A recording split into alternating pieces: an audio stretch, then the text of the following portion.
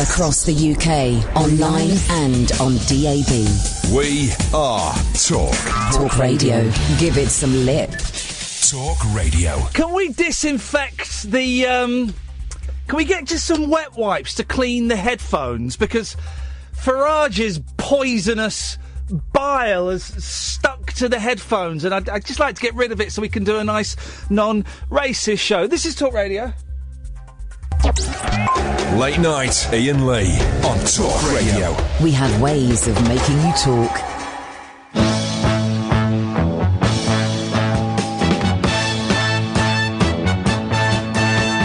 Les amis, je dois m'en aller.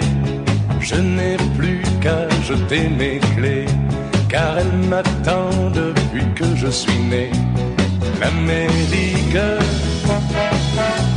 j'abandonne sur mon chemin tant de choses que j'aimais bien. Cela commence par un peu de chagrin.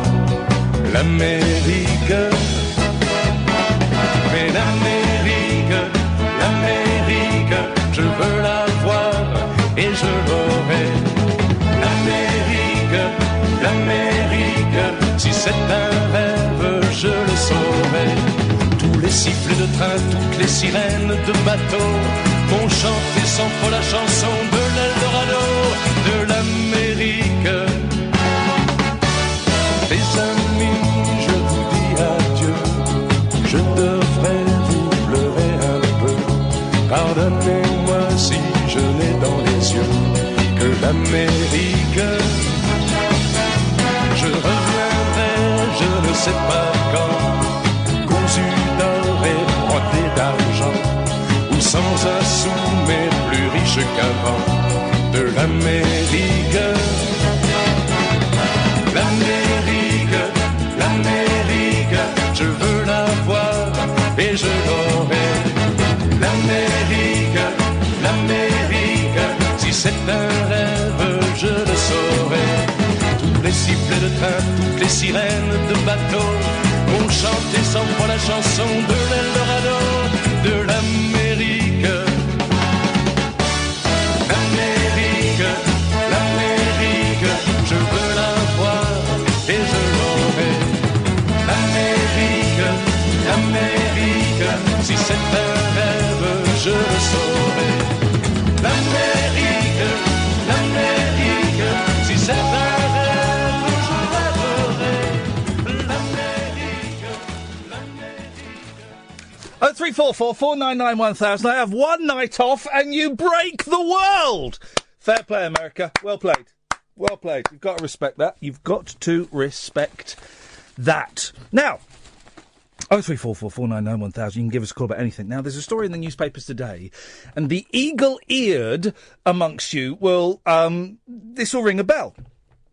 Who's the cat hater trying to injure our pets? Now, I'm not sure if this is connected necessarily, but you remember a while ago, we talked about what was being tagged in the media as the Croydon cat killer. Do you remember that? Absolutely horrific story. I'm a cat guy. I've got a cat and a dog. I wish we hadn't bought the dog. I'm a cat person, and I wish we hadn't. I wish we hadn't got the dog, but we've got both. But I'm a cat person. Okay. And what this sick idiot does is goes round. This is grim, by the way. Chops the heads off of cats and leaves either their head or their carcass somewhere for the owners to find. It's horrible. It's grim. It's been going on for quite a while, and it's not just happening in Croydon. And months ago, we spoke to Tony Jenkins from SNARL, who is kind of looking into this. And I said, Tony, we'll get you back on. And loads of time has passed, and someone mentioned on Twitter, have you got SNARL back on? I said, no, we'll sort that out. Hopefully this story will have gone away by now. Well, Tony Jenkins from SNARL, it's not gone away, has it? Hi, Ian. Sadly, no, it's not gone away. In fact, it's got worse. Now, Tony, let's just for those who missed, just let me know. Just tell my listeners what SNARL stands for. Right, it's South Norwood Animal Rescue and Liberty. We live in South Norwood, and we're an animal rescue. And we put the L for Liberty to make the word SNARL. Beautiful. This is good. We were talking about how people come up with their names, and I'm glad that you've done that. All right, thanks for explaining that. When did you first? Just remind us when you first found out that there was something not quite right. That there was somebody going around doing these horrible things to cats. Right, we started sort of September last year. We noticed a few local mutilations, then we basically started collecting bodies. We thought it was just Croydon at first, but very quickly we realised it was happening across London and much further afield. And we begged the press to stop calling it the Croydon cat killer. We've had victims in other areas say, I thought this was only happening in Croydon, so I'll let my cats out. We've got confirmed cases, when I say confirmed, by post-mortem. Cases from Birmingham, Manchester, St Albans, Maidstone. We've got other bodies that are waiting post-mortem from Nottingham, Maidenhead and Sheffield. And so far, out of 36 post-mortems, including some of the London bodies, across 2 vets, including the RSPCA vet, they both think it's the same person. How do they know? How can they be so sure that a cat that was killed in St Albans is being killed by the same guy that killed a cat in Manchester? Right. Without going into too much detail, it's basically the way and where the heads are cut off, and the type of knife used, and the types of incisions. Blimey. So how many cats in total do we know of? Right, we've collected over the last year, the RSPCA have collected a few bodies and the police, but collectively we are now over 170 bodies. This is nuts. Yeah. This is properly scary stuff, isn't it? That includes about 12 foxes who have been found also with the heads and tails cut off in the exact same way as some of the cats. Unfortunately, it doesn't always do the same thing. Sometimes it's just the tail, sometimes just the head, sometimes head and tail. Sometimes it's the head and front paws, head and one front paw, back leg and the tail, and a few that just quite literally have been cut in half. This is, listen, whether you're a cat person or not, this is horrible. But, I've got my little girl who's nearly 18 years old. Blimey. The thought of anything like that. What people who aren't cat people don't realise is that cats are part of the family. And they say, how can you can't love a cat like you love a dog. Oh, yeah, you can. Of course you can. That's my little girl. And the owners of these cats are generally they're finding them on their doorstep, are they? Quite often, yeah. Sometimes in their back garden, quite a secure back garden. So he's kind of operating a bit like a burglar who, tends to go around the back gardens hoping that people have left the window open. He knows that, often cats go out in the back garden, he's getting secure gardens, and people have come out into their gardens and found their own cat with no head. His favourite seems to be leaving the body lying in front of the bedroom window. So when you get up in the morning and pull open the curtains, you look down and there's this first thing you see. It's quite horrific. We think his kick is not actually so much killing and mutilating the cats, it's the displaying of them in order to cause horror and shock to people. Are the police taking this seriously? I have to say yes. Generally, the Croydon police and surrounding boroughs are very, very good. As you go out of London, there's still a bit of, it's just a cat, it's not our thing. Yeah. But they've appointed a detective sergeant with a serious crime squad. He's got a team of 16. Obviously, this isn't their only case, but they are taking it very seriously. To be fair, RSPCA are also taking it seriously, but unfortunately, with both organisations being quite large, you still get local officers who say, it's foxes, or, call centre staff who say, for police, for example, we don't deal with animals, phone the RSPCA. And there is an operation code for it, which is Takahe, Takahe. So if people find a mutilated cat and they do report it to the police, if they mention that operation code name, then they should be able to put the dots together. But we would also ask that people ring us. The RSPCA are very busy. They can't always get out to secure mutilated cats or foxes, but it tends to fall to me. It's kind of become my full-time job. And you're doing this because, you SNARL is because you love cats, and yet you're having to see them at their worst, aren't you? Exactly. It must be heartbreaking. For us both, yeah. I've got 21 cats in my house at the moment, and, my biggest fear is being targeted. I don't let any of them out. Most of them are rescue.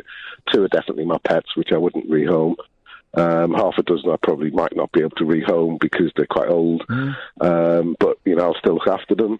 So it's quite harrowing for us, and that's why we've become determined to stick with this case and, till we catch him.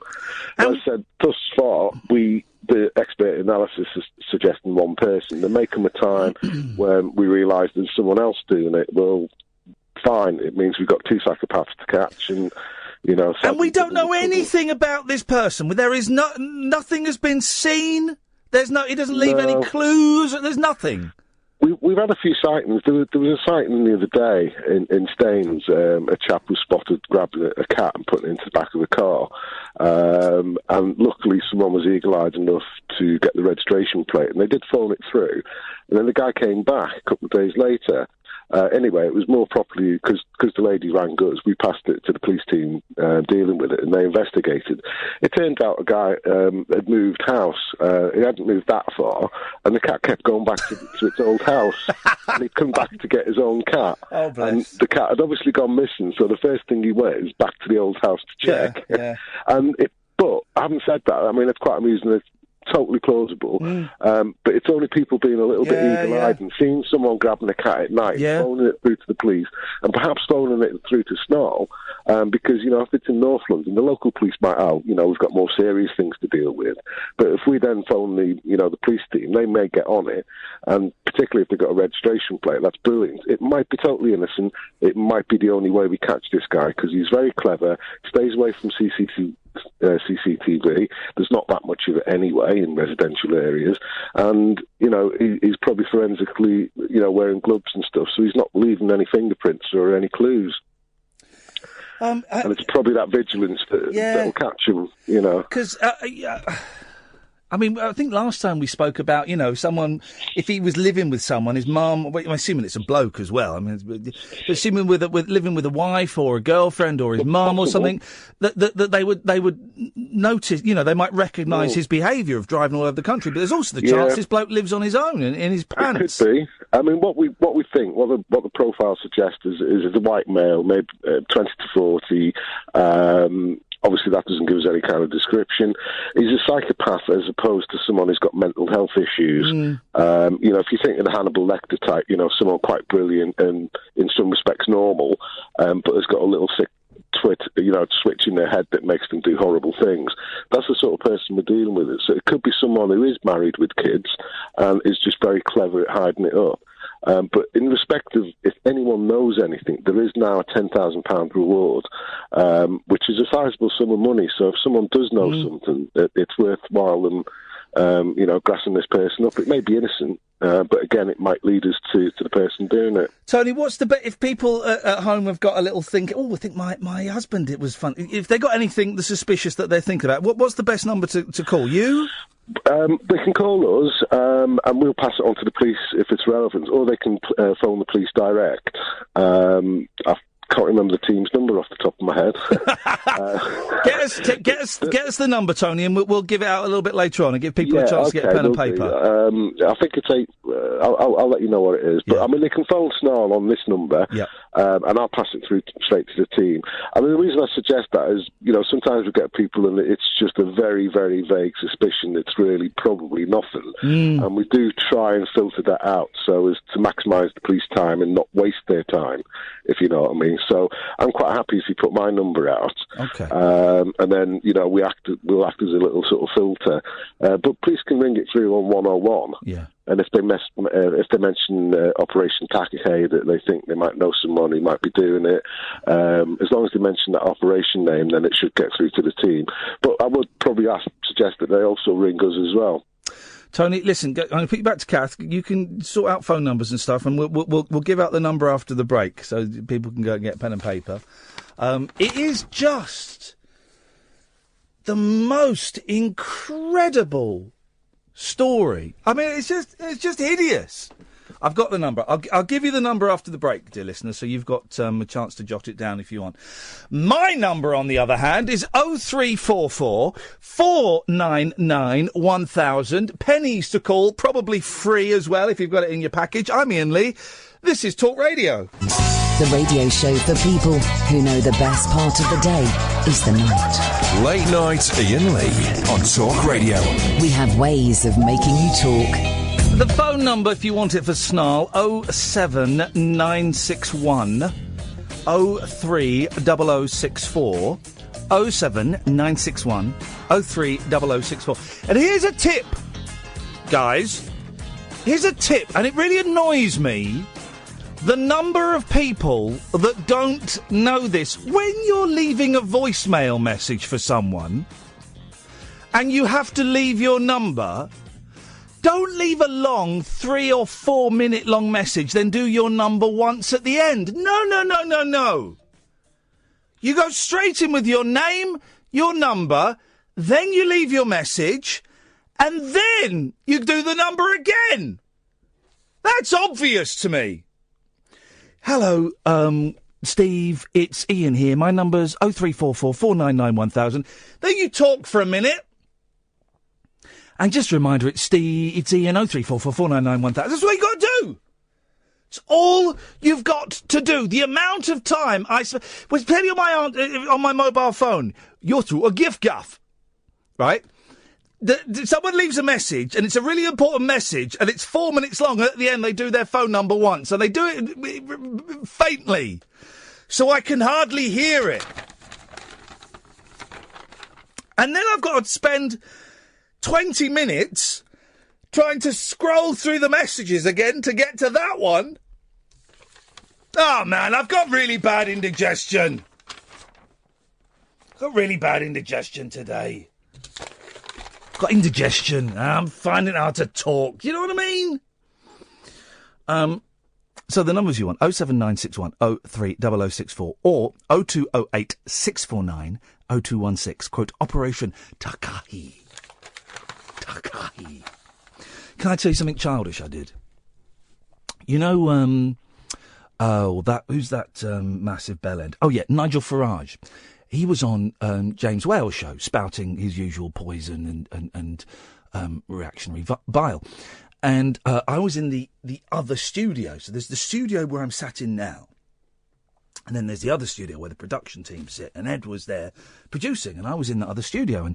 And because Ed is an excellent producer, when Nigel had finished spouting his poison to James, Ed picked up the telephone in the outer studio to say, thanks, Nigel, that was really great.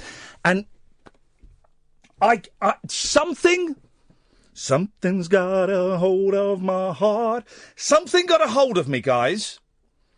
And I couldn't resist. And really loudly I went, Winker! So I didn't say wink. I was a banker. Now, I'm professional. Yes. Childish, very. Satisfying, deeply. Deeply satisfying. Oh, God. Winker! 0344 499 1000 is the telephone number if you want to give us a call. You're more than welcome. So can we see if we can do a whole show without, without that? Shall we see? We can do a whole show without. I mean, there's not a lot else to say about that, is there? So, can we try and do a whole show without? Yeah. Shall we have a go? Andrea. Yes. Yes. I think we should have a show without uttering those. Yeah. Yeah. No. I think we can do it, yeah. I think we can do it. There's nothing to say, is there? It's already been said. Yeah, so let's try not to say... Oh. I don't think we can. I don't think we have to. I don't think we need to. I don't think we need to. And you know what? You're a little shining beacon because you're about... Well, you're the only one not talking about You can see my shining beacon from there? Well, no, I can. I'm sort of viewing you on Periscope, but I'm only getting I'm getting a top bit of you. Good. Well, then I think that's probably The beacon probably is what under. I ate a lot of food. I did an interview for a podcast with John Dredge, who's a very nice gentleman. If those who came to Performance Ring would have seen him pushing a wheelbarrow. And you weren't doing man versus food or anything? No. But afterwards it meant I was a little bit rushed for time, and so I ate a load of food very quickly, and I've now got really bad indigestion. Oh, not good. And I'm really... Here's the thing, Andre, and I don't want to keep going on about this, but I feel I have to. Other people are going on about other things. Yeah. You can go on about your indigestion if you want. I'm really putting on a lot of weight, right? I weighed myself yesterday. 16.4. 16.4. Now that is very heavy for me. And you were 16.3 about 2 weeks ago. Well, yeah. Then I went down. Then I went back up. And a month ago I was 15.6. So I am piling on this weight, and I have such good intentions. This morning I made myself an omelette for breakfast. No, I did too. And then I went and I walked up the hill. So I walked for about 45 minutes. Went and had a chamomile tea. Did some work. Walked back down the hill, and then I jumped in the car to come to work. And I bought a load of sweeties and crisps and cake. It's those demon service stations that just entice you in. They do. They just sort of come hither. Just come and sample. The thing is, I've got this big fat tum-tum now, and I don't want it, and I hate it, and I think, honestly, I look ugly. I saw a reflection of myself, and I look hideous. No, you don't. No, I do. No, I do. Listen. No. You're talking to someone who died from an eating disorder. You do not look hideous. No, but okay, but you feel you do. Exactly, and that's the important thing, isn't it? Absolutely. And you'll know that better than anyone from your history. Actually, today I had I'm as part of my therapy. It's called exercises. It's called exercise therapy. Oh yeah. And they're very, very. It's a very sort of focused, like a personal trainer under the NHS, and I've been. I had an assessment today, and they said, right, first off, you've got to eat something before you come. Yeah. So I did, and I made an omelette. Yeah. And it was really, really nice. And anything in the omelette, or just onion? I did some onion and a little bit of chili. Oh. So it was okay, quite basic, no cheese or anything, just quite a basic omelette. Yeah. Ate it. 10 minutes later, anxiety. It reappeared. Oh. In that receptacle. And did that happen spontaneously? No, about 10 minutes later, because I was so anxious. Right. So anyway, but you didn't make you threw up. No. It was spontaneous. It wasn't quite projectile, but it was an anxious reaction. Yeah. And so I thought, right, okay, I'll be truthful when I go. When they say, "Oh, have you eaten something?" I say, "Yes," but it didn't stay.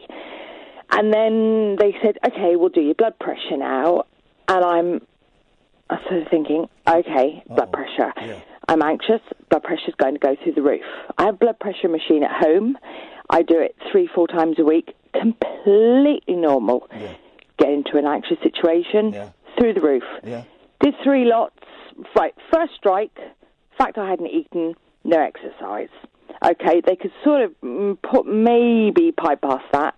And then, of course, the blood pressure. 3 times within half an hour, and lots of easy chatting. Put it on again. Oh, the easy chatting never makes anyone's blood pressure go down. I was trying to, and I was talking to this lovely guy. Yeah. Who did not know about, and I'm a bit of a news hound, and I was up half the night watching. Oh, he didn't know about No. Oh. He didn't actually know. This man had travelled from, I think, St Albans-ish area. Oh, wait, he's really travelled far. To Tooting. Wow, I thought you meant like a world traveller. That's his life. That's what he does. So he didn't know that I only lived 2 miles up the road from the biggest mental hospital in the UK. Beautiful. And he was like, "Oh, so who won?" Oh, gosh. And I just looked at him. I said, "You don't know." Who won? Like he'd just come from down beautiful on a spaceship. That's beautiful. Like, you've got to respect that. It was actually actually, Ian, yes, it was quite beautiful. Actually. Yeah, that's wonderful. This was 11:30 this morning. Yeah. This man had no idea. And he said, she got in, didn't she? And I looked at him and I said, what? Anyway, I want to live in a world where I don't know what's going on in it. I know. Because I genuinely think, right, and not just about I genuinely think that if we didn't have Twitter, because the first thing I do when I wake up is I turn my phone on, I look at my phone. So bad. And I get whatever comes, normally my texts come through first, so I read them. Then I go to Twitter while my emails load up. Yeah. And do Twitter, then do my emails, then I'll do the Facebook, right? You're hardcore. You're really hardcore. I am hardcore, Andrea. Yeah, you are. I am. And, I just think, why can't they switch off the internet? I know. Switch it off. That's what people say. Just, do you know what? Pop off for a couple of days, switch it all off. And do you know what? What happened? You were very into the fact that you were not going to do Twitter, and you're back on it. What enticed you back in? It's like crack, and I'm not being flippant. It is like crack. No, I agree with you. I've been an ex-heroin addict as well. Oh, baby! Oh, baby, I can baby! Up. Yes. Well, for those who don't know, and I've not done crack, but crack gives you an instant hit, and when it's like a super high. It's an instant super high, and then you come down very, very quickly. You go, oh, I fancy a bit more of that. Boom, another rock. You go up, you come straight back down. Boom, and you can't. It gets to the point after 2 or 3. Generally, some people can stop, but generally, you can't stop. No. And that's why people will sell everything to buy these little rocks. And that is what Twitter is like. It's a hit, you come back down. Hit, you come back down. It's Twitter, it's food, it's everything. It's just so annoying. Yep. It's so... Listen, so... I've got to move on. So what happened? Are you okay? Yes. Beautiful. Yes, Ian, I'm fine. But the other thing is a real bit of a bummer. Uh-oh. I live a minute from the tram. Yes. Oh, God. And I've been up to St George's today to see a friend who's got a mashed up leg. Oh, my God. Your friend was on the tram? One of my besties, yes. And do you know what? He's already suffered from PTSD. Oh, bloody hell. And he's been working for about a couple of months. Oh, dear. And how bad is his leg? Well, I'm not sure because I watch. I try not to. I try the 999 and the trauma docus. Yes, I try not to. So hang on, don't tell me you think you're qualified because you've watched 999. Absolutely beautiful. Not. I'm not qualified in any, but I'm not sure. He was very, very good-spirited, but that was the morphine. And it's just one of those things that, you know when sometimes things are etched, days are etched, and it's like, I just thought I had to see a psychiatrist to see if I could get the okay to go to a funeral next week. Then I had my assessment. Then I hear about my friend, and I'm just sort of ready to drop. And I thought, you know what? I'm just going to ring Iain and have a little bit of an offload, if that's okay. Andrea, if that's okay. It's fine. I'm going to send you my bill. That'll be £75. Our therapist's hour is up. A therapist's hour can be anything between 40 and 50 minutes, guys. I should warn you that now, in case you ever go... I've been there. I mean, where you sit in a therapist, they go, well, that's our time up. You go, no, I started at 12, so we've got... It's 10:02. Yes, that's our hour up. That's 50 minutes, guys. Thank you, Andrea, and, oh, bloody hell, what a day. 0344 499 1000. Katie, Dana and Alan, stay there, come to you after this. Late night, Iain Lee on Talk Radio. We have ways of making you talk. Good evening, Katie. Hiya. Hey, Katie. Right, this has been like 6 years in the making, this phone call. Oh. But yesterday, you came with my time hop on Facebook, if that's what it's called. Say this memories. Again. Say this again. What happened? Yesterday, on Facebook, you know when you have like the memories from like... What did you call it? Time hut? Time hop. That's what it's called on mine. Oh, okay, right, okay, yes. Right, well, you came off of mine from 6 years ago. Oh, what did I do? 4 pictures. Well, I don't know if I can say on the radio. Oh, God. But I'm gonna. Uh-oh. You approached me in Covent Garden. Yeah. and asked me for the dirtiest picture on my phone. What was that for? Well, apparently I was going to win a printer. Oh, flipping heck! God blimey, I missed a breath then. Yeah, that was for a PR thing. God, I really thought I was going to die then. For I don't know, it was for Canon or something, and I don't remember because I did two of them. One we went to businesses, and one we stopped people in the street. And I can't remember. Did you have a dirty picture? Well, the caption, because it was one of my friends that tagged me in the picture, and she captioned it saying, and I'm assuming it's your words, "I think you're going to win. Nobody else has showed me a picture this dirty." Oh. I know. And did you win? No, I messaged you on Facebook the next day. I said, I didn't hear anything. And you said, no, you came in second. Someone sent a dirtier picture. There was a film crew with me, yeah? Yes. Yeah. It wasn't just me being because it could have been. No, it looked legit as it could do. I vaguely remember it. And I remember we went to sort of like an art gallery afterwards and displayed these pictures or something. No, you didn't. I think so. I remember there being I do remember, but I don't remember actually any. It wasn't like a sexual picture, was it? It wasn't non-sexual. It was like me in lingerie. And you showed it to me. I promise you. Weirdo. Like, you weirdo. Why would you show that to someone? A printer. You wanted a printer. No, you said to me, because I was like, right, so I was walking through Covent Garden, and I said to my friend, oh my God, that's Iain Lee. Oh. Because I used to watch an 11 o'clock show when I was younger. Yeah. And I used to listen to Shindiggery and all stuff like that.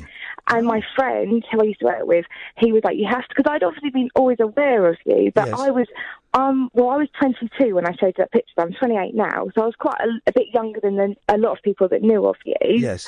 So she was like... It's like saying my mum used to be a big fan. I've had someone say that. My mum used to be a big fan of yours. Bloody hell! So my friend was like, no offence to you, she was like, who? And I was like, Iain Lee, and blah, blah. And I literally, the day before, listened to one of the podcasts you did, and it was about the sexual undertones of songs. And I really, it was like how creepy some of the songs were. Was that the one about the paedophile rock songs? Mm-hmm, yes, I remember that. Yeah. So I was like, and literally, I'd listened to it the day before, so I was like, oh my God, that's Iain Lee, blah, blah. And then I was so excited, and then literally, well, this is going to sound so weird, you could have said anything, and I'd have showed you anything on my phone. So when you were like, show me the dirtiest picture, because I was a little bit drunk as well. Hang on, we did that in the morning, though, didn't we? I know, but I didn't know, I don't live in London, so when I went into London, I used to make a big day of it. Yeah, so you make a big day, so 11:30 in the morning, you're steaming drunk. Some bloke that hadn't been on telly for 7 years and was taking a dirty cash job, approached you and asked for rude pictures, and you showed them willy-nilly. Yeah. Wow. I don't think I just showed you one. I think you have a selection to go from. Well, you said that. I don't have, I've not got the collection with me anymore. I vaguely remember the job. I don't remember. I'm really sorry, KD. No. It's just because it's on my time hop, and I've been listening to you since you've been on Talk Radio, and I was thinking, I've got to call in, and then I've been putting it off, and then yesterday when it came on my time hop, I thought, I've got to phone in. And then you went in yesterday, so I had to wait till today, so it's 6 years and a day. 6 years and a day. I tell you what would make this all the more complete. Do you listen regularly? I listen to the podcast every day, yeah. Are you a big fan of Alan Caddick? Oh, my goodness. Say hello to Alan. I want to show Alan. Alan? Hi, Alan. Hip, hip, hip. Hip, hip, hip. What kind of cake? I'd have to go for lemon drizzle, Alan. Ah, good choice. She makes it sound a whole lot sexier than you do, Alan. Well, I was going for Trump cake. Oh, no! Oh, no! It's the first use of the T-bomb. Steady on, we're trying to avoid that word. Well, the poo has hit the fan in America. No, forget this. Nothing to do with us, Alan. You're talking to Katie. This is why you haven't got a girlfriend, Alan. You're talking to Katie, who's quite wanton with her photographs, and you're talking politics. So I was just saying, because I've stayed up all night, I haven't had any sleeping. I've cut him off, Katie. Bless him. No, don't bless him. He's an idiot. We're trying not to mention Oh, no. and he just mentioned so he's gone. Gone. Well, Katie, can I give you a tip? Mm-hmm. Don't show pictures of you in your pants to strangers when they come up to you? I don't think anyone would want to see them anymore because I've had 2 kids. Oh, blimey. I'm grown up now. Well, grown up, 28. Oh, bless her! Oh, bless her, she's only little.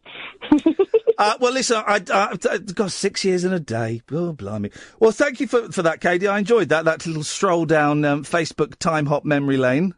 No worries. Thank you for taking my call. Speak to you in 6 years. Bye-bye. Bye. There we go. She was nice, wasn't she?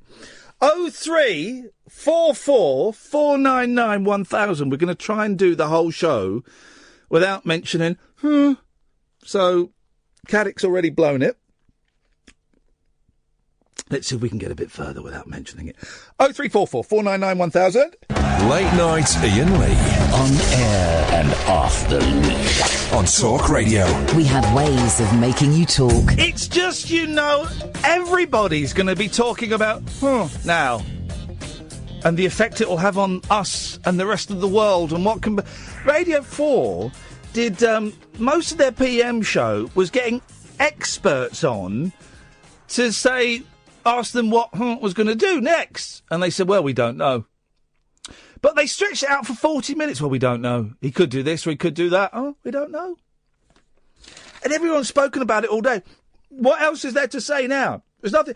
He doesn't become president until January the 20th. That's over 2 months away. If we're lucky, we'll all get nuked by then anyway, so it doesn't matter. So it's over 2 months. So what are we going to say? So, and I loved all the conspiracy theories. Did you see the conspiracy theories on Digital Spy last night about why I wasn't in?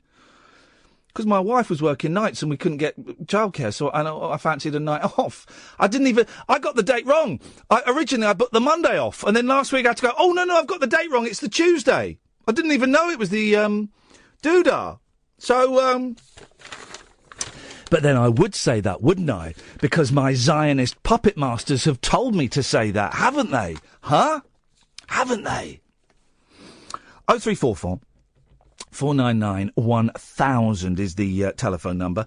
Dana! Hip, hip, hip. What kind of cake? Lemon drizzle gay cake. Lemony drizzly gay cakey. Beautiful! And I'm not doing a caddick. I'm not mentioning a... We don't need to mention No. Everyone else is mentioning Yeah, no, I'm not saying it. But what I did want to say, the Scroobius Pip podcast with you on was just wonderful. I listened to it this afternoon while stuck on trains trying to get down to see my sister, and it's brilliant. It's a great podcast, so everyone go and listen to it. You're very kind. I probably talk too much. I tend to talk too much. But you're very kind, and Scroobius Pip is a gentleman. Oh, I love him, and I actually bought his book today. Oh, it's good. Have you read that yet, Kath? Did I lend that to you? The book is absolutely brilliant. I found it really inspiring. It's good, and I'm trying.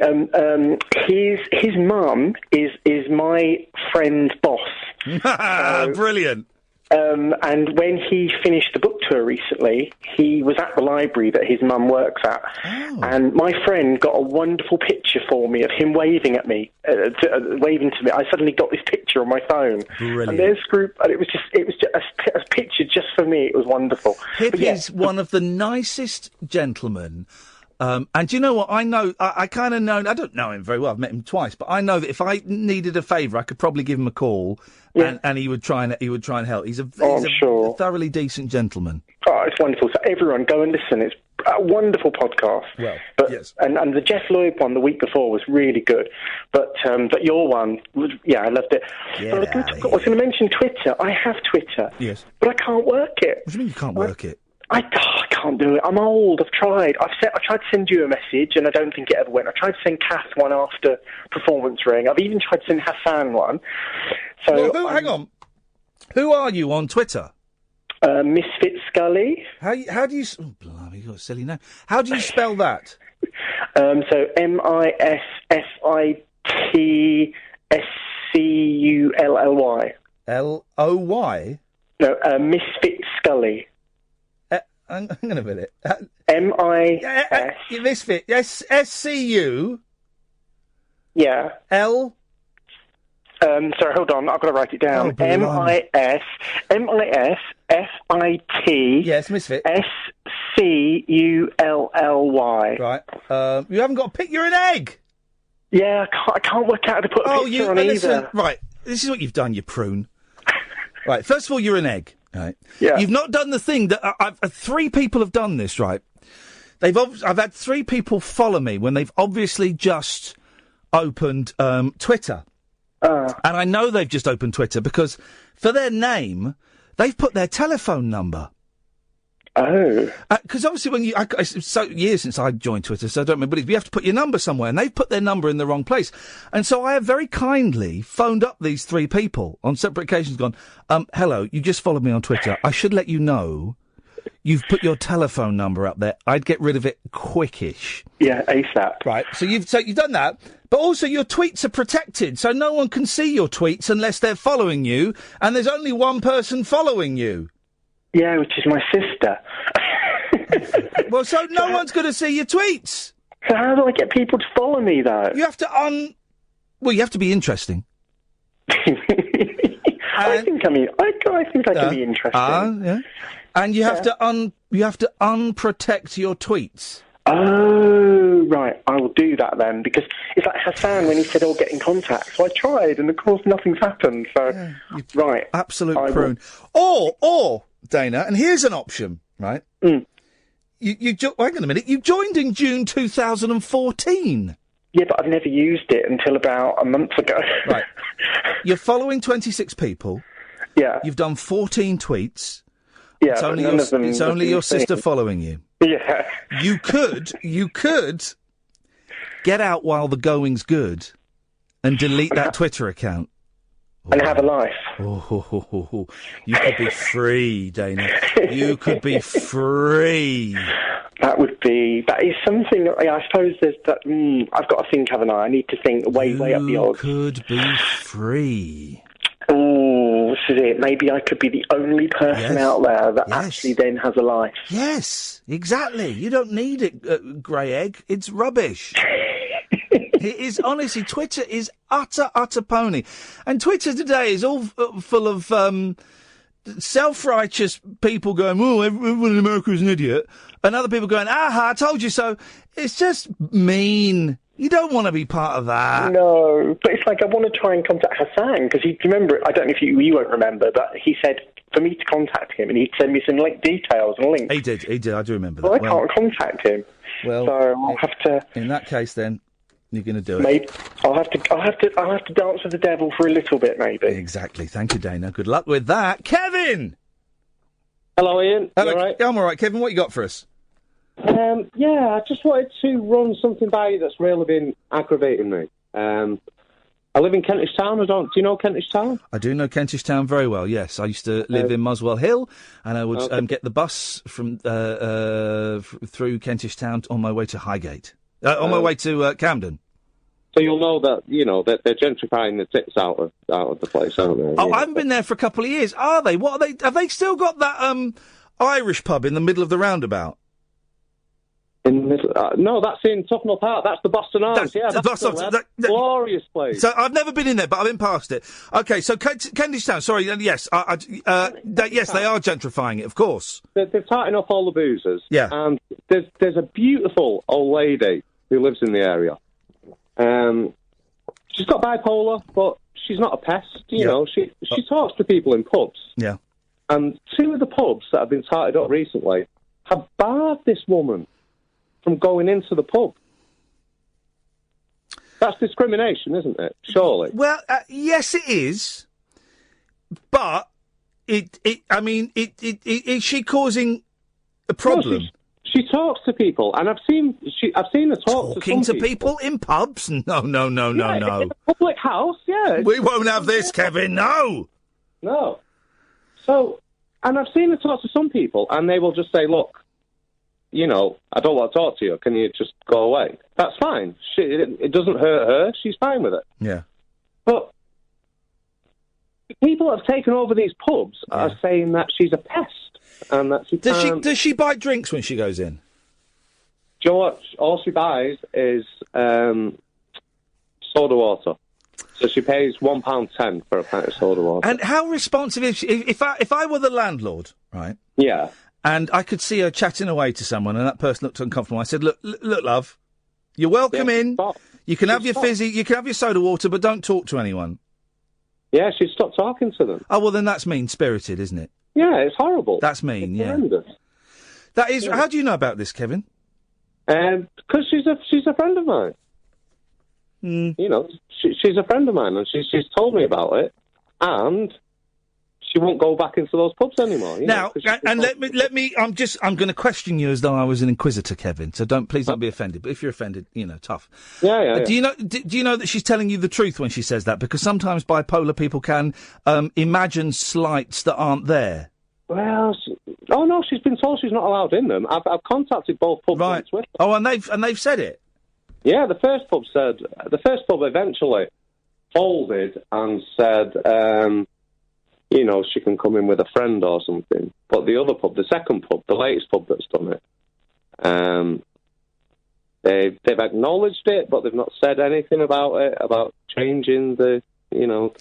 Oh, that's situation. That's mean-spirited. That's thoroughly horrible. Unpleasant. She's a lovely old lady who, I've lived here 13 years. She's always been here,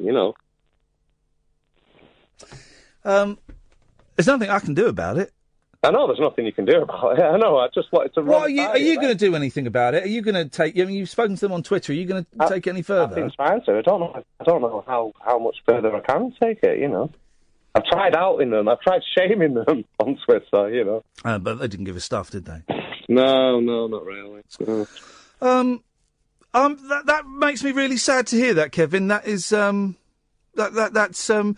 that's really mean. And I was thinking She's a lovely lady. I'll try and get her to call up one night. Oh, please do. Definitely, Kevin. I'd love to have a chat with her. She's a diamond. Is there, I don't know, is there a charity you can contact? Is there, I don't suppose they have. I don't know, I don't know, yeah. We're at a stalemate on it, aren't we? It sounds like it. And do you know what? If they want to say they can block someone, they can come up with any old excuse. If they're saying they're blocking her because she's a nutter, well, then you can get them on discriminatory things. But it would appear that they're perhaps being a little bit cleverer than that. And it's a shame because I was thinking the other day, I don't know if I mentioned it on the air or not, you don't get so many, in inverted commas, characters anymore like you used to get even 10, 15 years ago. You would get characters. Yeah, absolutely. When we were kids, we would perhaps cruelly call them the local loony. But, as I grow older and realise that, everybody's carrying their own burdens, that these are sometimes troubled people or unlucky people. And, to hear someone being treated like that, that's a poor show. It is. Yeah. Well done, you, Kevin, for... Oh, this will sound patronising, so I'm not even going to finish that sentence. I'm not going to finish that sentence because it would have sounded patronising. Okay, yeah. So up yours. I get it. All right. And you. Listen, if she wants to call in, she'd be more than welcome. Yeah. We don't turn anybody away here, so she'd be very, very... If she wants to come and chat to people, she's more than welcome to come on the air and chat to me and my listeners. And do you know what? She loves a phone call. I'm going to put her right on to you. Oh, hang on a minute, don't, because what if I end up blocking her? Are you going to launch a Twitter campaign against me? Is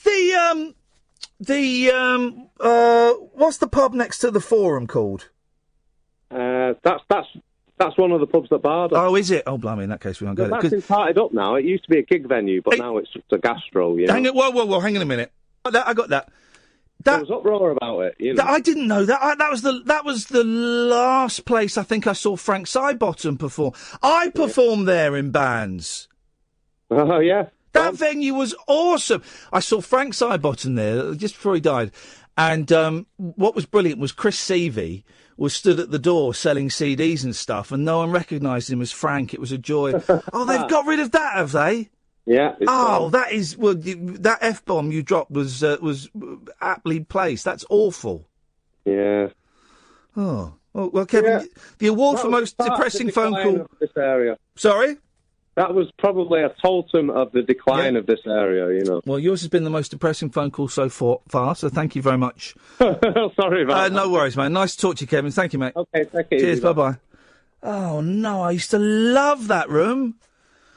Oh, I played in there. It was a great room. Flipping heck. If they got rid of that, where is there for kids in bands to go and make a lot of noise? That's outrageous. Paul, stay there. I'll come to you after the news. 0344 499 1000 is the telephone number if you want to give us a call. I'm Iain Lee. This is Talk Radio. Across the UK, online and on DAB. Access all radios. Talk Radio. Give it some lip. Talk Radio. 03444. What does that mean? Okie dokie.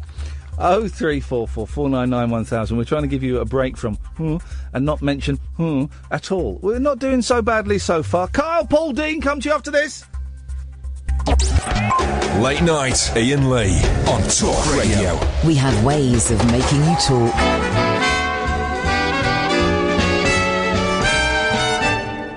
I don't care for China. Japan's far too small. I've rumbled the Rio Grande. I hate Asia Minor. I can't bear Bengal. And I shudder to think of that awful stink on the road to Samarkand. It's really hell, that dreadful smell on the road to Samarkand. But I like America. I have played around every slappy happy hunting ground, and I find America okay. I've been about a bit, but I must admit that I didn't know the half of it till I hit the USA. No likely lass in Boston, Mass, from passion will recoil. In Dallas, Texas, they talk of sex, but only think of oil. New Jersey dames go up in flames if someone mentions bed. In Chicago, Illinois, any girl who meets a boy giggles and shoots him dead. But I like America. Its society offers infinite variety, and come what may, give me a holiday in the good old USA. I've loathed every acre from Cannes to Canton. I also deplore Bombay. I've jeered at Jamaica and seen through Ceylon and exploded that myth of those flying fifth on the road to Mandalay. I'll never miss those blasted fifth on the road to Mandalay, but I like America. I have travelled far from Northumberland to Zanzibar, but I find America okay. I've roamed the Spanish Main, eaten sugar cane, but I never tasted cellophane till I struck the USA. All delegates from southern states are nervy and distraught. In New Orleans, those wrought iron screens are dreadfully overwrought. Beneath each tree in Tennessee, erotic books are read. And when alligators thud through the Mississippi mud, sex rears its ugly head. But I like America, its simplicity and its passion for publicity, and come what may, I shall return someday to the good old USA. Hey, hey. It's, Hey, hey.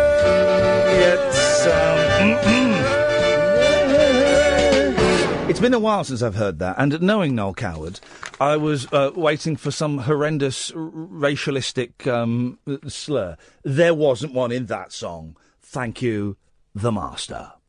0344 499 1000. Yes, Dean. Hello. Dean.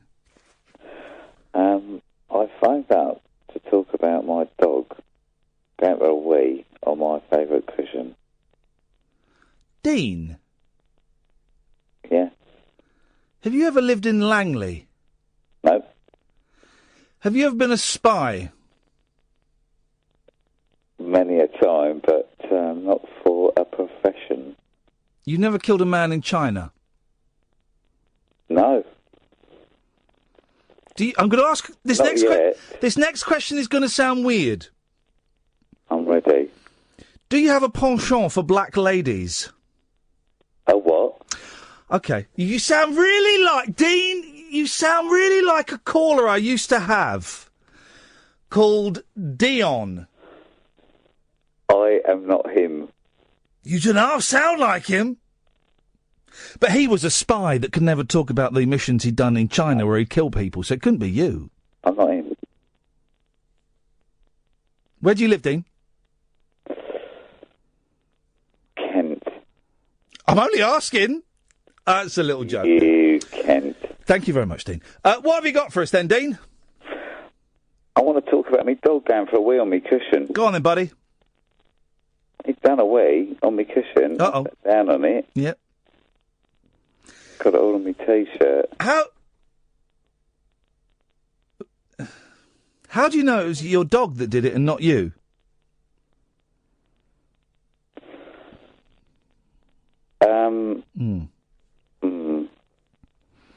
Went to the toilet, come back, it was there.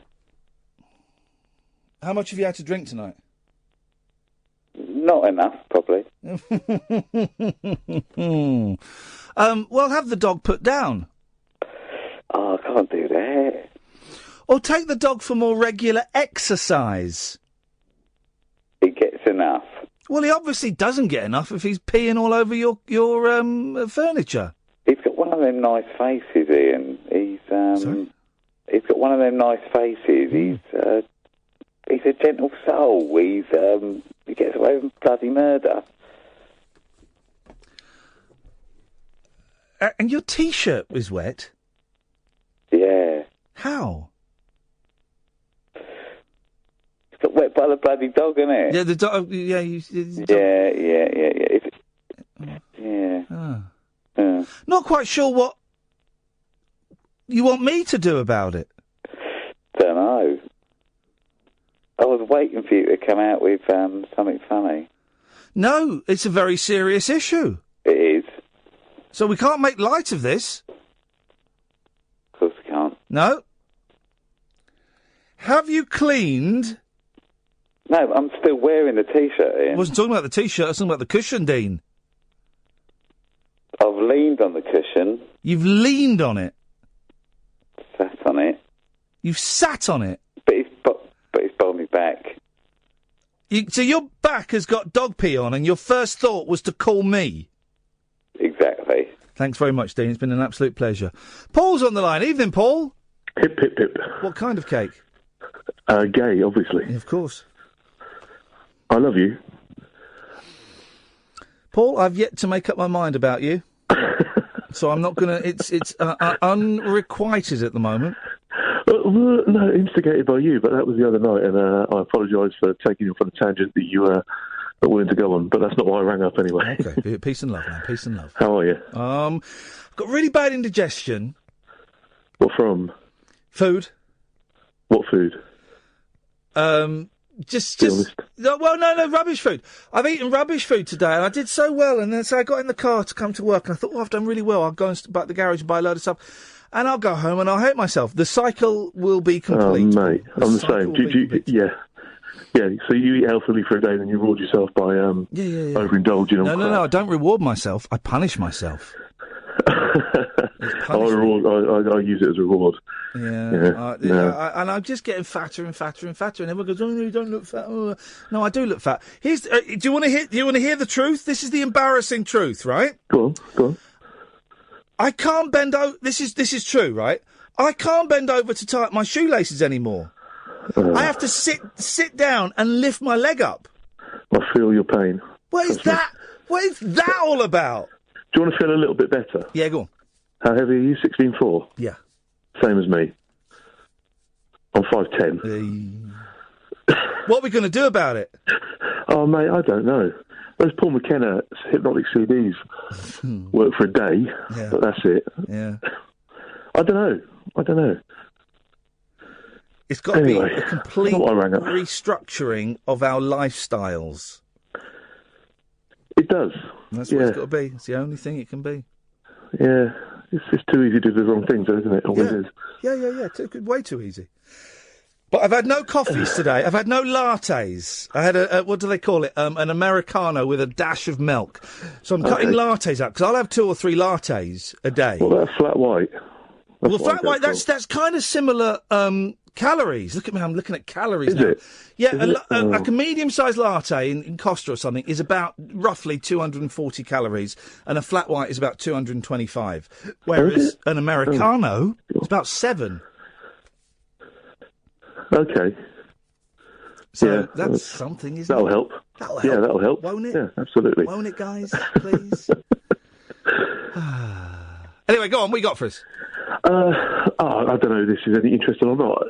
Kids are supposed to be the problem. We're supposed to be fed up with kids, aren't we? And kids always getting things wrong, and they're the problem. What? I'm in a hotel tonight, which, as you know, is the only time I can ever ring up because my wife goes to bed early, and I wake her up when I talk to you. I sat in the restaurant tonight in the bar. Yeah. I had a lady to my right, over 50, I'd imagine, I don't know, on her loudspeaker, not on FaceTime, having a conversation on her loudspeaker on her phone. Yeah. Oh, God. In isolation, not such a problem. Was she doing that thing where she was holding the phone in front of her? Yeah. Full What apprentice. is that? Full apprentice, you're right. Everybody does that. And everybody, and my boys do it. And I go, no. I have to teach my boys to hold the phone and put it to their ears, put it on speakerphone. No, that's not how we use a phone. They hold it in front of their mouths and what the bloody hell is that? I can't think of a single conversation I have during the day that I could safely share in public. No, not at all. It's ridiculous. Then on the table next to me, I got a guy who, obviously everything he had to say was far too important, so he couldn't finish his food first. He had to say it at the same time as he was eating, which drives me nuts, absolutely nuts. Yeah. And then, further over in the corner on the left-hand side, a lovely couple, again in there, older than I am, let's put it that way. Silver-haired lovelies, fully into it. Silver-haired lovelies. I've read that magazine. I'm sure you have. They were snogging, lip-smacking, which is, go for it, or enjoy yourselves. But then, put their favourite song on loudspeaker on their phone. What? I know. Hang on a minute, Paul. Are you sure you weren't on the top deck of a bus? I might as well have been. This is outrageous. On McDonald's. Yeah, it is. It's not right. I'm glad you agree. I was sort of ringing up for some reassurance. It's me being the curmudgeon I am. Hang on one second. In McDonald's. Yep. McDonald's is the food equivalent of the top deck of the night bus. Really, at any time of the day or night. So McDonald's is... No, I wasn't in McDonald's, though. Oh. No, I'm in the hotel bar. Oh, hang on, what? Yeah. Where was the McDonald's coming from? Oh, the equivalent of the bus thing, exactly what you said. Right, okay, right. Yeah, right. Sorry, I was trying to bring it back to, You bring it on back, to quote the S Club 7. Oh, this is in a hotel? Oh, no. Do you know what I would have done? In the same way that I called Nigel Farage a winker tonight. Oh, and by the way, well done. I know, so childish. And fair play, Ed carried on the professional he was, but I just couldn't resist it. Something inside me went, and I just went, winker! But I would have stood up, I would have put my cutlery together, I'd have got my table together, I would have stood up and said, right, you learn how to use a phone. You two, that's romantic, but turn the song off. You can do it upstairs when you go to bed and you're humping and bumping. And you're either eating or you're talking. You're not doing both. I'm out of here. Then I would have dropped the microphone and I would have moonwalked out of there. And then I'd have realised I'd left my wallet in there and I'd have had to have gone back and I'd have had my hand on my face going, nothing to see here, nothing to see here, nothing to see here. That's what I would have done. Yeah, see, I just pretended nothing was happening like a proper true Englishman. Hotels really do attract the scum of the earth. Thank you. And those people were scummy. Anyway, I don't get the phone thing. And there's another thing as well. People do, where they have the earphone in, but they're still going full apprentice. That doesn't work, does it? Because the earphone has got a microphone in it. Yeah, without one you don't have the other. Yeah. And then I saw a guy yesterday in his car. And he had the earpiece in, and he was doing the phone conversation, but he was chewing the microphone. So it's in his mouth, And he was sort of talking like that. And I thought, the poor bugger that's on the end of that, I've got to listen to him chewing his microphone off. This might be a bit of an oblique reference, but a bit like listening to Sarah Jarvis on the Jeremy Vine show. She's terrible for lip smacking. Oh, it's awful. I'm afraid you have uttered the curse of Vine, and we have to say good evening, Paul. Good evening. Good evening. It's the curse of Vine. And that applies to anybody. If anyone wants to bail out of a phone call quickly, just say the name of Beelzebub, Jeremy Vine, and we'll cut you off. No questions asked. 0344 499 1000. Kyle, you better get ready, buddy. I'm coming to you after this. Unmissable late night radio with the original king of unconventional conversation. Make contact with Iain. Late night Iain Lee on Talk Radio. We'll get you talking. We've done well so far. Only one mention of and that was Caddick, and he doesn't really count. And he got booted off. We're trying to do the whole show without mentioning because there's no point in mentioning Everyone else we go, what are you going to say? What are you going to say? Oh, it's good. Oh, it's bad. Oh, I'm happy. I feel sad. Am I in love? I must be in love. Kyle! Evening. 0344 499 1000. Standard rate. Could be free if it's included in your inclusive minutes. And we call you back. It's a bargain. Still need to get these earphones wiped because Farage was speaking through them earlier on and I can feel his hatred seeping into my brain. Well, I had a couple of things to ask your advice on, if that's all right. Please do. If it's matters of the heart, I'm your man. So one of them was, I was reflecting on Jonathan's call on Monday evening. Yeah. And I've thought about coming up with a counter-organisation. Oh, no, this is an organisation arm. Yeah, I think I've got one, but I don't want people to, make me look stupid. Okay, well. Are you all right to give me advice? Yeah, go, yep. Okay, so I'm going to call it Kyle's Unified National Troopers. Okie dokie, I see what you've done there, Kyle. Is that acceptable? Yes, or... yes. Moving on. Nothing to see here. Nothing to see here, guys. Nothing to see here. It's fine. And then, but look at you chuckling at yourself there. Look, the facade. Look, there he goes. Another one. There's another one. Look, they've all coming out now. The facade has dropped, and potty-mouthed Kyle dropping the K-bomb, and he's having a little chuckle to himself. I can't help being called Kyle, can I? You can't help being punched in the nose by me next time I see you, can you? Sorry. What else you got? But the other bit was so there was a bit of Hang on a minute. Ed's coming in. Ed's coming in for a couple. There we go. Thank you very much, Edward. Yes, Kyle. No, so it's there was a bit of a discussion going on towards the end of your show on Twitter. Yes. And I know you don't really like doing the old sort of 80s chocolates and things, but I was pointing out to people that when I was at school, in the 80s, you could get a 5-fingered Kit Kat for 20p, and people would disbelieve in me. And then that foreign girl who called in, right? I don't know her name. So hang on. Hang on a minute. Now then. You can't do that. So this was a conversation on Twitter when? Monday night. Right. So a conversation you were having. Yeah. On Twitter. Yeah. On Monday night. Mm-hmm. About a topic. We mentioned topics, but that wasn't the main one. Fair play. I set you up for that one. Okay. About a subject that we don't talk about on this show. In fact, we make a point of highlighting we don't talk about this subject. Oh. You've now called in about. I feel like I've embarrassed myself. I'm sorry. You have. I haven't got the papers, otherwise I'd... Catherine, I think I threw the papers on the floor. I did. I don't know why. Because there's a made-up story in the papers about chocolate today. Have you seen that? Oh, the Toblerone. They're down there. They're making the... I didn't think they were my papers, so I threw them on the floor. Now I realise they are my papers. Chop, chop. Come on. Doing a radio show. I need them because I'm doing a radio show. I'm talking to Carl. I'm trying to save this call. Deary me. Have you seen the front page of the Daily Star? No, I don't often read it. It's brilliant. It's brilliant. It's an advert for a carrot. It really is.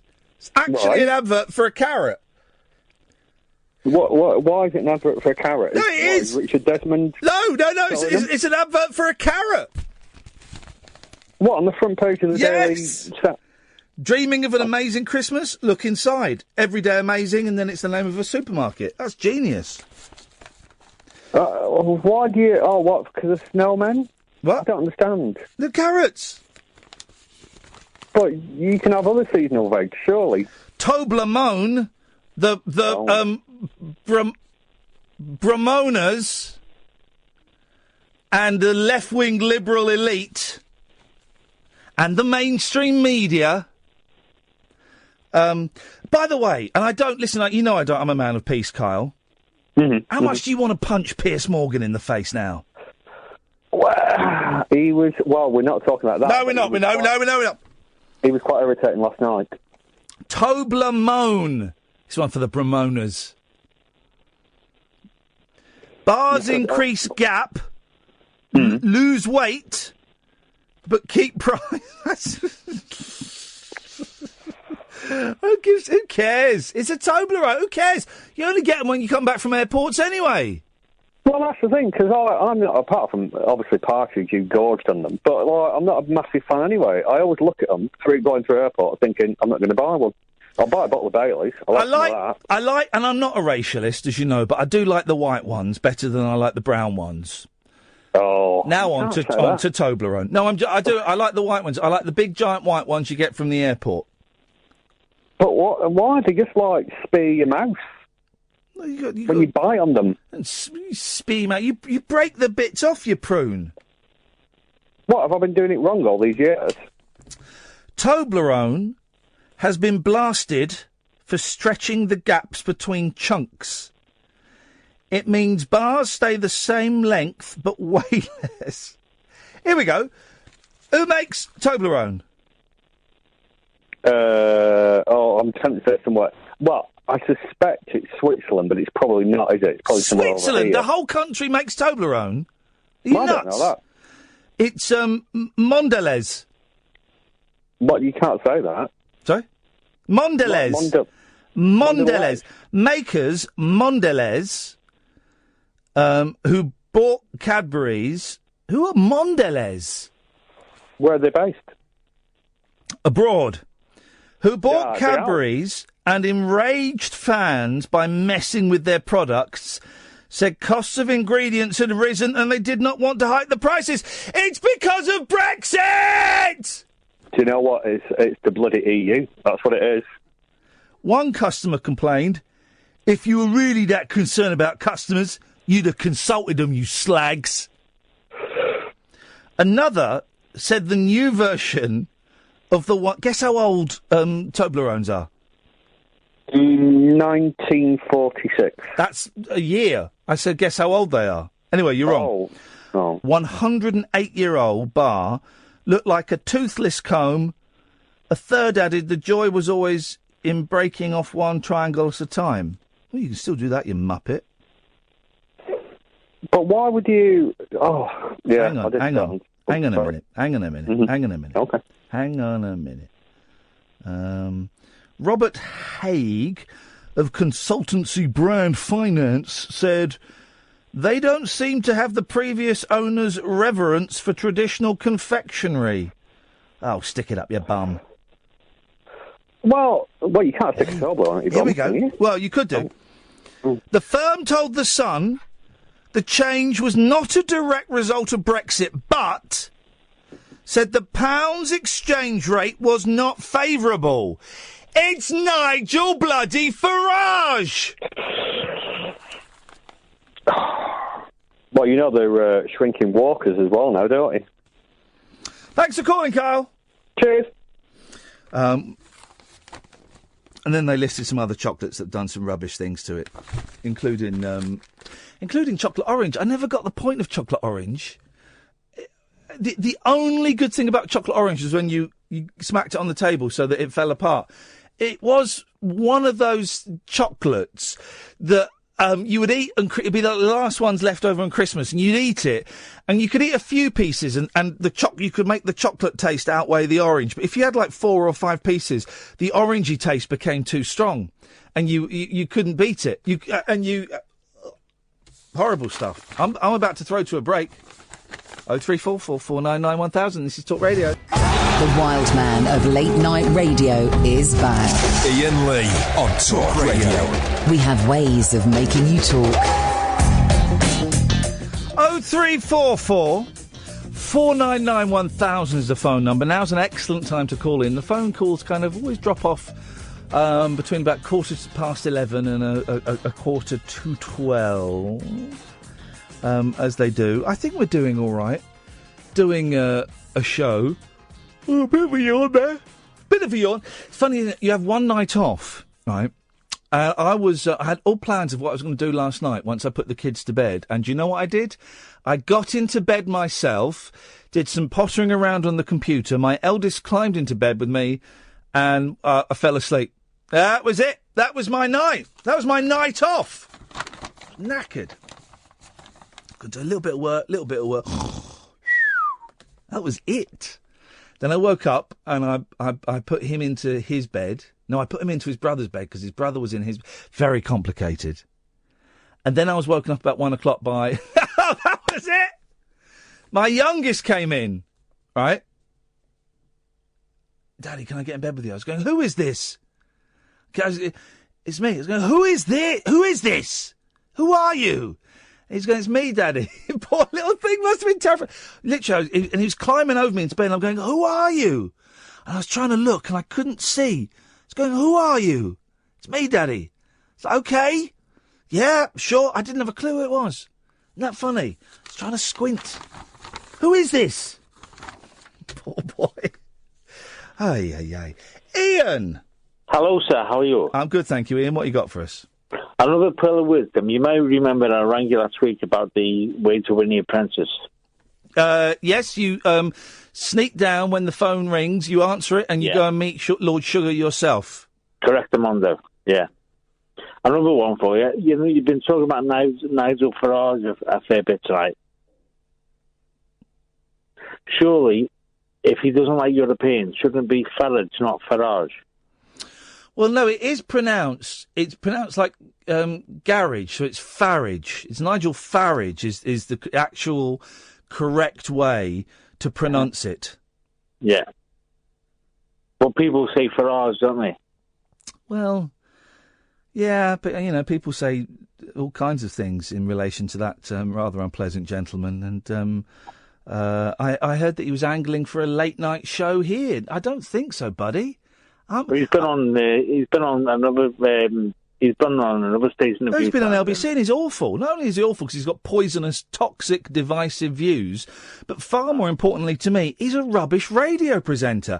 And he's doing decent radio presenters. I could name a dozen decent radio presenters right now who aren't working. And it's gobshites like him that are going on spouting their poison and doing intelligent, clever people out of work. You're not a fan then? I think he's awful. I think he's broken this country. Yeah, definitely. He's made he's obviously been making promises on the back of Brexit, not been able to deliver. He's just a liar that that survives and feeds on hate and fear, and everything he did for Brexit was simply to further his own career. That's it. Yeah, but what career, though? Well, whatever his career is. I don't know what it is. He wants to get into the media. I don't know. It's all about greasing his own back pockets. And the broadcasters like him... no, because he's not a broadcaster, and neither is Hopkins. They are paid to sit in front of a microphone and talk, but they're not broadcasters. They haven't got the skills or the technique or the artistry that's required to be a good broadcaster. They are SH1T stirrers, and that is it. And sitting behind a microphone for 2 hours a week, spreading poisonous bile, does not make you a broadcaster. No, I mean, when it comes to like Katie Hopkins or whatever, it's just a case of it's just personality and whatever. Like, it doesn't make it good, does it? She doesn't have personality.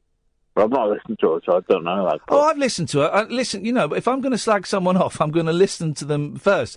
I've listened to her. She's lousy. A, her views are toxic and appalling, and B, she's just a terrible radio presenter. That's the thing that really gets to me, is she can't present radio, but she'll be there earning a lot more than I'm getting for this. And, that's the thing that annoys me about her. Aye, yeah. Uh-huh. No. Aye. Another one for you. Yes. You talked about chocolate bars before. Oh. Kit Kats. Aye. Yeah, which is better, 4 Fingers or the Chunky? Well, yeah.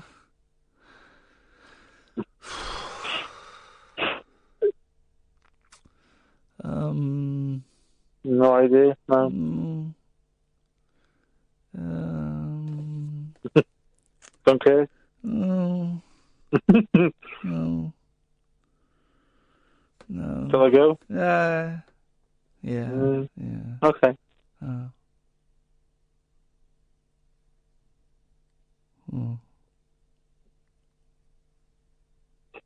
Okay. Okay. Yeah. Uh-huh. Mm-hmm. Yeah.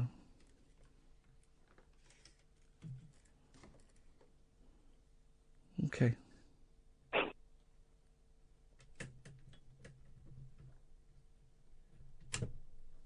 Mm-hmm. You still there? Mm-hmm. Yeah. Yeah. You can go if you want. Okay, all right. Bye-bye. Thank you.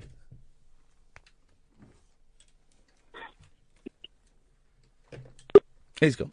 I feel very uncomfortable doing old sweets and stuff, but I also feel, as I get older, I feel more and more uncomfortable telling, people that what they're phoning in about is rubbish. I don't know. I feel uncomfortable doing that. I don't know what the right thing to do is. I just don't know. So, we'll see. Should we play Francis Rossi tomorrow? We haven't played that yet, have we? We've got Francis Rossi to play. We'll play that tomorrow at some point, shall we? Team, if you want to give me a call, 0344 499 1000 is the telephone number if you want to give us a call. We're trying to do the whole show without mentioning... Simply because we've had a year. The campaign's been a year, I think. And he's not going to get sworn in until January the 20th. We have got so much more of this stuff to come. So much more of it to come. And you know what? It'll be all right. It'll be all right. It'll be all right. So we're trying to avoid it tonight, if at all possible. And I think we've done quite well so far. We must be. We must be the first radio station to not be talking about that. Oh, here we go. This sums up my life today. 'Cause I don't really watch TV anymore. I don't watch TV. It's boring. But I was flicking through my magic internet box today, trying to find something to watch. And I started with, I thought it was a documentary. It was labelled under documentary, misleading. It was a one-woman show. It was, who's Princess Leia? Carrie Fisher? Carrie Fisher doing a one-woman show called Wishful Drinking. And it's about her being a boozer and being nuts, as she describes herself. I thought, this might be... But it was a little bit too American for me. And it was in front of an audience, but there was obviously they'd beefed up the laughter a little bit. There was a little bit beefing up the laughter. It sounded like Happy Days laughter. And I thought, no. So I gave that 10 minutes. And I thought, no, that's not for me. Then I started watching a Beatles documentary. And the first 5 minutes were really good. It was footage of them playing the Manchester ABC. And I'd never seen it before. I'd never seen the footage before. And then there was like a generic Mersey Beat song. And I thought, they've got the footage, they haven't got the licence for the music. So I gave up on that. Then I started watching what I thought was a Japanese horror film. I was all over the place. As I started watching it, I worked out quite quickly it was an American remake of a Japanese horror film. What was it called? It was about ghosts coming in through the internet. And the Japanese version got 6.6 on IMDb. The American version got 4.2. So I stopped that. And then I thought, right, the next thing I settle on, I'm going to settle on. Because otherwise I'm going to be here all day. And I can see this whole life being wasted. And I settled on a film called The Informant, The Infiltrator, The Interceptor, The Interloper, The Interceptor. It's got the dad from Malcolm in the Middle and Breaking Bad in it, Bryan Cranston. It's Bryan Cranston basically playing a 2-hour... It's basically Breaking Bad, but in 2 hours, right? And if I'm honest, I didn't understand it. It was 2 hours and 7 minutes long, right? I didn't understand what was going on in it. And I got an hour into it, and I thought, I might as well... And it's boring, and I didn't understand it. And I thought, I might as well stick with it. It got confusing for me when it had the Asian gentleman, very famous actor, who proposed to the posh one in The New Cold Feet. You know the gentleman I mean? Very famous actor. And he was in it, Art Malik, that was it. And he was in it as a bent banker. And it's based on a true story, right? Here's the thing, right? You ever seen Fargo? You know Fargo's based on a true story. Yeah, no, it's not. It's not. It says at the beginning of Fargo, based on a true story, and it's not. They put that there as a joke, right? So now, whenever I see based on a true story, I think, is it? Is it really? And so I watched this whole film, not really understanding a single thing that was going on and thinking, this is really far-fetched nonsense. Basically, Bryan Cranston is an undercover copper. He goes undercover, has dealings with Pablo Escobar, and then he gets married to his other undercover copper, but the wedding is a sham, so that all the bad guys are in the same place at the same time and the cops come in and bust them. And I was thinking, this is rubbish. This would never happen in a million years. And then the film ends, and just as I'm about to turn the TV off, you get the pictures of the real people that were in the film. Didn't look anything like Art Malik, the real guy. So you get the real people, and it was real. But I didn't understand a single thing of it. It was really boring. And that is now 2 quite boring films I've watched. Well, I watched about a quarter of the Oasis Supersonic rubbish. Everybody last week who recommended a film to me, I asked for films about men trapped in boxes. Okay? 03444991000. And someone recommended La Cabina, right? An Italian film about a man who goes in a phone box and the phone box shuts and he gets stuck in it, right? Everyone said, only 35 minutes long. Everyone said, watch it. Watch it. You will be terrified. Watch it. Watch La Cabina. It is frightening. It's on YouTube. Right? Watch it. Watch La Cabina. It will terrify you. And so I watched it, and it was rubbish. It was not terrifying in any way. It was just rubbish. And I'm thinking, when does it get scary? It was silly. And then the end was a bit, that's a bit weird.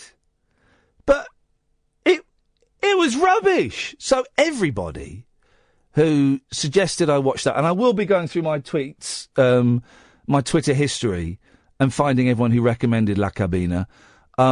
Delete your accounts, please. Delete your accounts. You don't deserve the mouthpiece of Twitter. You don't deserve to speak to me.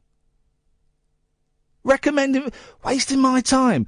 It's fair enough sending me a tweet, and that wastes like a second of my time, right? And if I reply to it, and I think of something clever, it wastes like 4 seconds of my time.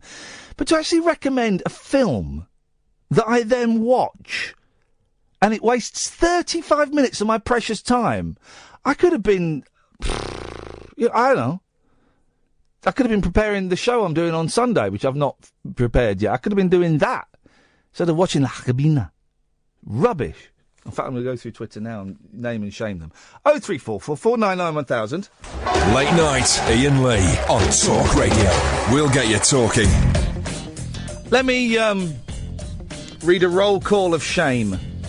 Paul Burrows, Dave Dogface Boy, Christopher Harris, Serial Underachiever, Ben Hall, Sean C., Peter Stoneman, Garlic Toothpaste, and Lino. Delete your accounts. They all recommended, it was terrible. Anyway, to the point of the newspaper story that I was going to. Who's our favourite science correspondent in the Daily Mail? Colin Fernandez. You know, and I'm not even joking when I say this, you know, when you go to a story and it says, by Colin Fernandez, science correspondent, you know, A, it's going to be brilliant, and B, not going to have any science in it whatsoever. And Colin Fernandez does not let us down. Here's the headline. Searching for what to watch on TV wastes year of your life. Oh, Colin. It's one of the chief irritations of modern life. No matter how many TV channels there are, we can never find anything we want to watch. And thanks to the vast amount of choice, this endless channel hopping to find something worth viewing takes up 1.3 years of your life. What? 1.3 years? That... I don't believe that. I don't believe that. On average, we spend 23 minutes each day choosing what to watch on TV, a study found. All right, yeah. Today I spent over half an hour trying to get to that film, trying to find that film. So maybe Fernandez is onto something. I apologise for steaming in. Let's read on and let's get to the science. It revealed, this is the study, that 44% of viewers questioned spent at least part of their day trying in vain to find a show that piqued their interest. Oh, I like the word piqued. Not quite sure what it means, but it's a beautiful looking word. P-I-Q, U-E-D, you idiots. Among the hundreds of options available, channel hopping for 23 minutes every day would amount to 474 days or 1.3 years over a lifetime, the study said.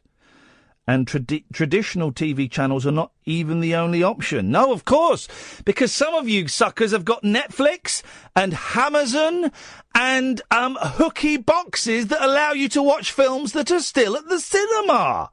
How is that allowed? Around 34% of subscribers to internet-on-demand services such as Netflix and Amazon Prime said they can never decide what to watch. Well, part of the reason is, unless, of course, they're advertising with us, in which case it's all brilliant, a lot of it's guff on there. It really is. And I said this before, Netflix really does make us lower our expectations of what a good film to watch on a Saturday night is.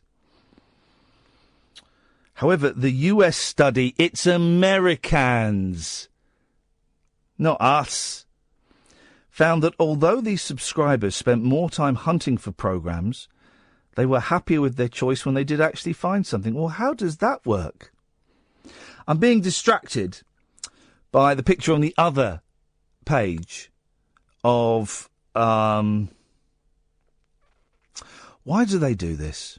Why do they do this? It's Theresa May's first trip abroad, I think. Well, first, proper trip abroad that's not Europe, as Prime Minister. And she's dressed up in all the native gear, innit? She looked bloody stupid. She's walking along with a fella, and you can see his nipple. I don't think it's ever appropriate to show a nipple to the Prime Minister. And she just looks really uncomfortable. Why does she have to do that? Why? I don't understand what... It's like when Prince Charles goes and dances with Zulus. When you see a policeman smoking a spliff at Notting Hill. I don't get what that's about. There was no place for her kitten heels. I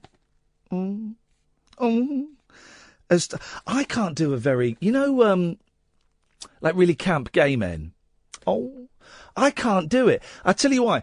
Going back to this film with Bryan Cranston, there's a bit in it where he looks quite camp.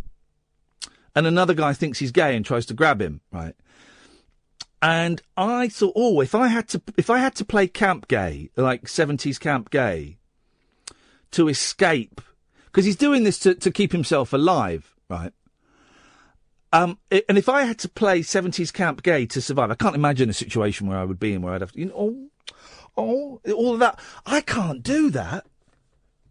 I can't do it. I sound like Les Dawson when they were doing the women over the fence. I can't do it. I'll have to practice. I'll have to practice my camp, slightly offensive homosexual man. Gonna practice that. Can't do it. Has there ever actually been a gay man that's been like that? I don't know. Has a gay man ever said that? Please call in, because you're listening to a man having a breakdown. There was no place for her kitten heels as Theresa May visited a Hindu temple in India yesterday. As a mark of respect, the Prime Minister went barefoot in a sari to the ancient Sri Someshwara holy site. But she did manage some rather natty nail polish to offset the bindi she had been given. They're writing it as though it's important. It's not important. We should go back to India and take it over again. And do you know what? At the moment, anything is possible in the world. If Theresa May came back and said, yeah, we're going to go and invade India, you know what? I'll go, yeah, probably. That sounds about right. The religious dot is worn by Hindu women on their forehead.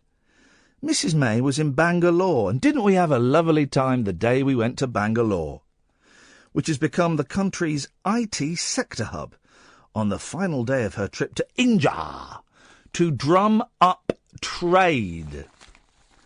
And she dressed up like it, and are we going to get more trade because she's made herself look like a Wally? It's that thing, isn't it, when you go abroad and you're like day 3, you think, oh yeah, I'm like really in with the natives. I feel actually quite ethnic. I'm going to go to local market, get some ethnic stuff. You get like the tight necklace made out of beads, and you get like a tie-dye shirt. I don't know, and a hookah pipe and all that. Oh, I'm ethnic now. Why don't she wear that and go to Southall or something, or Slough? You know, where there is a big Indian community. She could wear that there. She won't bother wearing it there, will she? She'll be wearing her kitten heels. Well, there's no pleasing some people. It's going to be a long night tonight, isn't it? 0344 499 1000 is the telephone number. If you want to give us a call, you'd be more than welcome to. We're trying to do the whole show without mentioning you know, and the phones are going a bit quiet. Maybe you want to talk about but do you know what? I don't think there's any need to. We've got another hour of this, and if you want to take part, you're more than welcome to. And if you don't want to take part, it doesn't matter. I'll sit here and just go through the papers, and Kath can come and join me for the next hour as well. How's about them apples, guys? 0344 499 1000 is the telephone number if you want to give us a call. My name's Iain Lee. This is Talk Radio. Late night, Iain Lee on Talk Radio. We have ways of making you talk. I'm reminded of a song I meant to play you, a brilliant song, right? And I'd forgotten this song existed, right? And this is the joy of iPod Shuffle. This song pops up in my playlist at the weekend, right? I'll play it to you in a minute. It is quite simply the best rock and roll song ever. It's by Kiss, but it's absolutely brilliant. I played it 6 times in a row, and I was in hysterics every single time. It's a work of genius. We'll dissect it in a bit. Another hour of this to go. 0344 499 1000 is the telephone number if you want to give us a call. We're trying to be the only radio station in the world right now that isn't talking about, And so far we've done pretty well. But you know the score. You guys can call in about anything. Pablo! Hip, hip, hip. Hip, hip, hip. What kind of cake? Lemon drizzle. Thank you very much indeed, Pablo. What have you got for us? Just for man in box type films. Yes. Be very careful, because the suggestion of La Cabina came from a lot of people who are now dead to me. Yeah, I think sometimes you can kind of fall in the bandwagon of a film being foreign or specifically Italian often, meaning that it's good, which generally isn't the case, I find. Yes. But anyway, this one, there's a bit of license given. It involves men going into cupboards, which is a kind of box. Very nice. Boy. It was a film called Skeletons. It's very good. I don't know if you've heard of it. Why, what do you mean they go into cupboards? Well, the premise is basically they're exorcists, but what they do is they exorcise people's kind of skeletons in their closet, so to speak. Any men trapped in boxes? Well, thank you very much, caller. Outrageous. Flipping it! Why is it such a difficult concept to grasp? Oh, it's men going into cupboards. What? I actually want men in boxes and they can't get out. Watch Buried, starring Ryan Reynolds. And watch the other film that's on Netflix, starring, I don't remember what the film's called, I don't know what the man's called. But it's half good. He's in a box in the boot of a car. He wakes up, gosh. They're flipping, and what? I mean, it's dark. I can't. Gets up, he bangs his head, and he's like, then he hears a voice. They've left a CB radio in there with him. There's another man going, where am I? And there's numbers counting down. It's brilliant. Oh no, I couldn't watch that. Oh, it's very, very tense. Do you not like tension? I don't like confined spaces. No? No, I would be holding my breath all the way through that film. I can't. Great. No. Catherine and I had the misfortune of spending 8 knicker, £4 each, on the poxiest haunted house. You know, at the fairground, right, they have the ghost train, and you don't see them very often, the haunted house. I've not seen one since I was a kid. And when we were at the MCM Expo, there was a fairground, and we went, oh, look, there's a haunted house. And you went, I'm not effing going in that. Bear in mind, I was dressed as Velma from And I was dressed as Shaggy. And I said, put your fag out, come on, I'll pay. No. And I paid, it was 8 knicker. And all the way I was going, I don't want to do it, I really don't want to do it. I don't like them. But there was nothing in there. I know, but I still cack me I don't pants. think it was turned on, because you could see monsters, but they didn't burst out at you, which they were supposed to do. Yeah, and also, it was so poorly constructed that daylight was seeping through the walls. There were a few bungees to trip you up. There's a lot of bungees. The best bit was when I went to scare you, but I accidentally scared the couple in front of us. Yes. And every time I screamed, you heard a kind of delayed scream a bit further on from her. Was. And we went on a ghost train in Edinburgh, didn't we? And that was pony. I know, I still didn't like it. I feel a real terror. But yet, when you go to a real haunted pub, Nothing. You're Cock of the North. Aren't you? Yes. Jerry! Hello. Hey, Jerry, how you doing, man? Doing all right. I was a bit worried then, just because he's Cundy and the other guy. You should be worried then. Yeah. What you got for us, Jerry? People behind the door. Oh. Listening. Are they? Yeah. Tell them to naff off. You all right, Ian? Am I all right? Yeah. I got really bad indigestion today. That's good. I've just seen a 2-day-old pizza. I don't think so, don't I? Yeah, I've got to work something out about this weight thing. I don't quite know what, but we'll get there. We'll get there. Like the beard. Sorry? Like the beard. Yeah, well, the beard, I don't know. Maybe it'll stay, maybe it'll go. I just don't know, Jerry. I just don't know.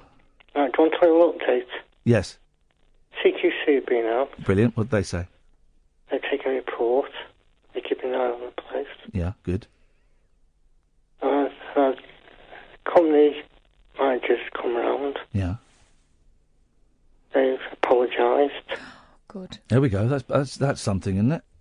Yeah.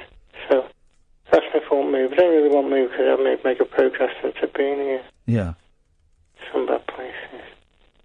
Some bad places to go to. That's one of the better ones. Yeah, exactly. You don't want to get booted out or anything. No. So I think we'll leave it at that.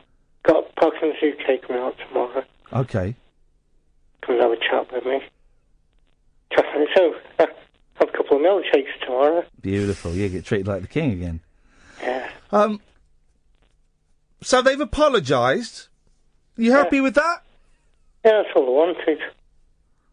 I'm happy. Where are we, Catherine, in terms of getting the lady that runs the company to come on? There's no way she's going to talk to us until they've finished their report, and now the CQC are involved. I bet we won't. Do you want to just send her a little... I'll contact her and say, look, we know this is what's going on. Yeah. The invitation's still there. Yeah. And actually, it looks as if she's been really active. Yeah. So, there's no point I trying... went up to second in command in CQC. Yeah. Went up to the second person. Good. And they're wrong. Well, look, the most important thing is that you and the other residents get treated with a bit more consideration. That's it. Yeah, that's what I do for the other people. It's a bit fragile at the moment. Yeah. Had a rough couple of days. Like I said the other day I was going to come on, but just wasn't coming around at all. No, I know. I'm just trying to think of something funny to her. But are they being better with you, really, Jerry? Yeah. Good. I'm not just saying. Jerry, is there a warden with a gun pointing at your head? Don't say yes or no. If there is someone with a gun pointing at your head making you say this, cough once, and if there is no one there, cough twice. No, but there's a big Indian ripping the sinks out of the washroom. Right, let's get the fuzz round there. Quick. Jerry, listen, I'm glad things are going in the right direction. I'm really glad they've apologised. Yeah, that's all I wanted. Yeah. Okay. Remove members of staff. All right. Well, listen, we'll speak to you soon, and we'll still keep chasing them. All right. Thanks. Nice one. Take care, you guys. Take care. Bye-bye. I told you very quickly, and this is a really... I was unsure whether to talk about this, because this is a really hard concept to explain, but the situation with my mum, right? So, brief update. So, my mum's in a care home. She's been in a care home for I don't know, 10 years, something like that. And because she had £100,000 in savings, she was an excellent saving, and she had a house that was worth £250,000, mortgage paid off, she had to pay for her care. And... as of earlier this year, it was about just under £6,000 a month that she was paying, and she was rapidly approaching the £23,500 threshold, right? And so when you reach that threshold, the council should take over the significant portion of the paying. Independently of this, last year, me and my sister went to the council to complain that Mum hadn't been assessed when she went in, and that she should have been assessed, and that had they assessed her properly, the council would have classed her care as something slightly different, and they would have funded the entire care, meaning Mum wouldn't have spent £350,000, just shy of, right? And so we took this to the council last year, and we failed at the first hurdle, and so you go to the second hurdle. We failed at the second hurdle. We're basically, so your local council assesses it, then the second hurdle, another local council assesses it, and then the third hurdle, an independent body assesses it. And we got to the second hurdle and we failed, and we were both so dispirited, and it was so crushing, we just went, we can't do this anymore. This is obviously a waste of time. Let's just stop. And we didn't go to the third hurdle. More fool us.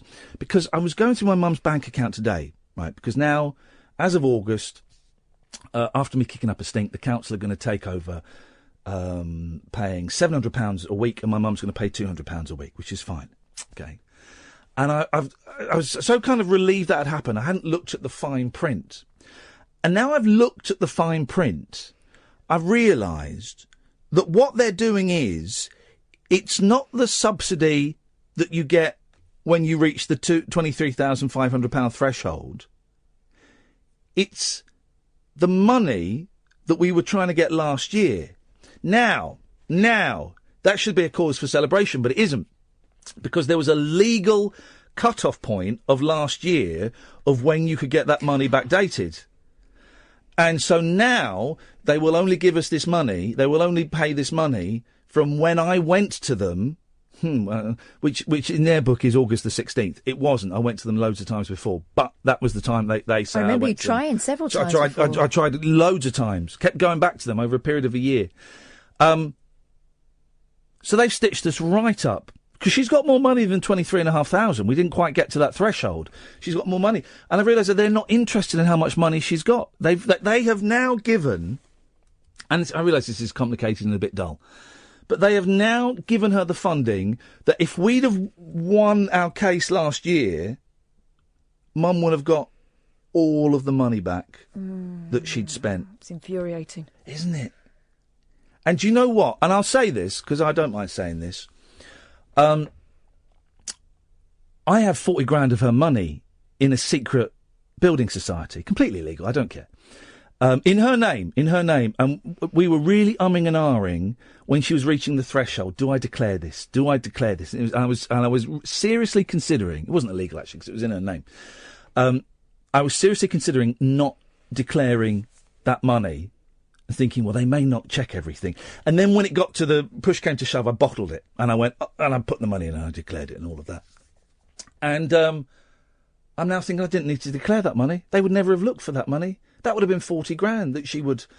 And she, she doesn't need the money, but she likes to buy clothes and likes to, buy presents for her grandchildren and stuff like that. And I feel... She's a grown-up person, you don't have to justify that.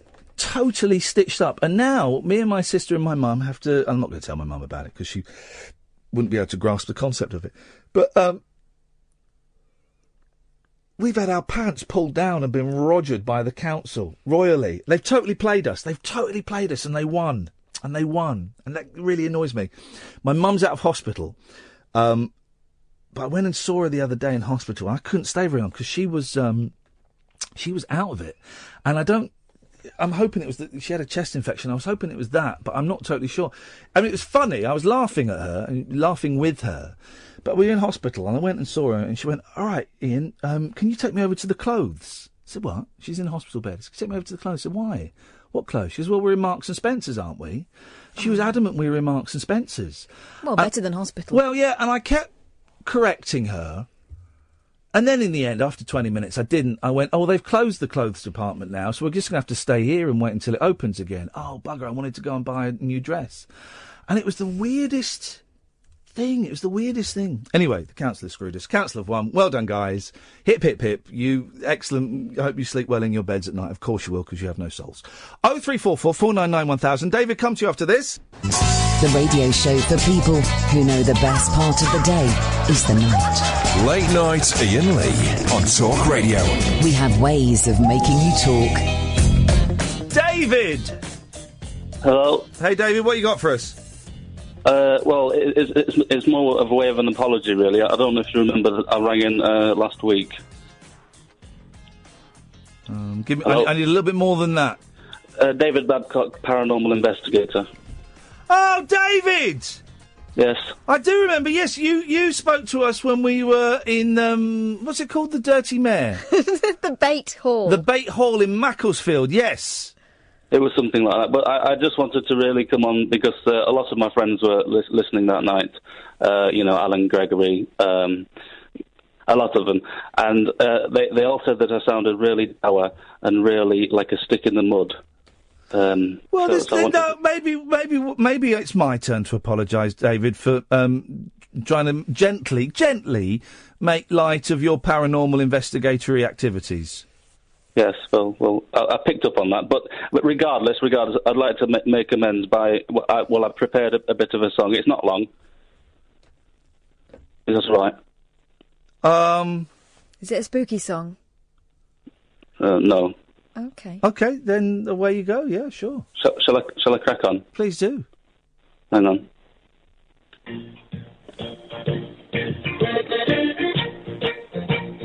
Babcock. Babcock. Babcock. David Babcock. Well, you get the idea. Bit more. Oh, heck. Hang on, I need to reel the tape back. Hang on. Here we go. Babcock. David Babcock. I don't know. I've not got this far. Just freestyle, man. Freestyle? Yeah, go on. Let loose. Well, like, right. Oh, no. Hang on. I like ghosts. Well, some of them. Paranormal investigation is the game. Babcock is the name. It's not gone well, has it? It could have gone better. Yes. But I think what you've done there, what you've illustrated so perfectly, David, is actually writing a song is a lot harder than it sounds. I'm no Paul McCartney. No, neither is he these days. Well, he's not, is he? I mean, did you see him at the Olympics? Have you ever had the willies put up you?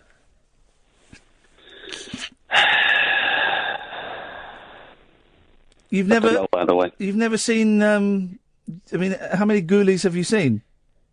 Well, I came onto this phone call with good measure, and if you want to drag it back into that territory and disgrace the name of paranormal investigators, then feel free to do that. Do you wake up in the morning and find a lot of ectoplasm on your sheets? David, do you want me to join in? David, did you get that succubus?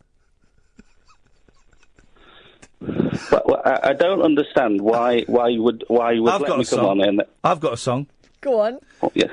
David Babcock loves to touch the ghoulies. David Babcock. He's had the will. Babcock. He's had the willies right up him. David Babcock.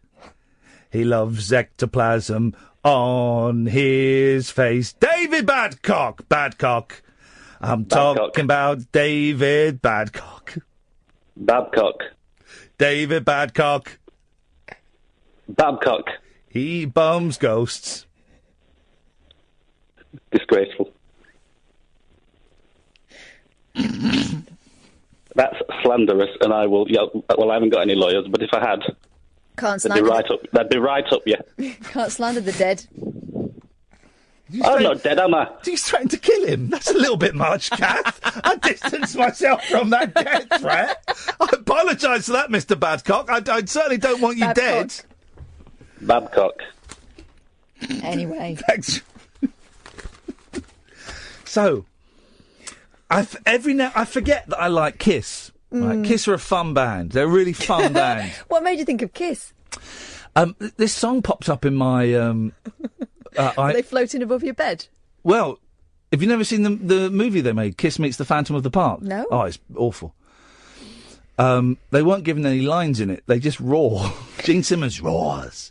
And Peter Criss's voice is dubbed over. Anyway, so this song popped up in my my iPod Shuffle the other day. And it's such a good song. I listened to it 6 times in a row. Now, let me a little bit of history. That's a bit weird, right. mate. So Kiss released about 3 albums, right? And they didn't really sell very well, but they were playing really big concerts. And everyone's scratching their going, well, hang on a minute, we're not selling many albums. No one knows who you are, but you're playing really big concerts. I know. We'll release a live album. So they released a live double album and it went multi-platinum, huge. Was it really live? No. Hardly any of it was live. In fact, I think it was all pretty much done in the studio. It's called Kiss Alive. Then they released a couple of albums. Then they released another album. And then they thought, and that album didn't do as well. They thought, let's do another live album called Kiss Alive 2. But they didn't have that much more new songs. They were still playing the same set. So they had a couple of the songs from the first album, a couple of new ones. Then they had a whole side, a fourth side of the album.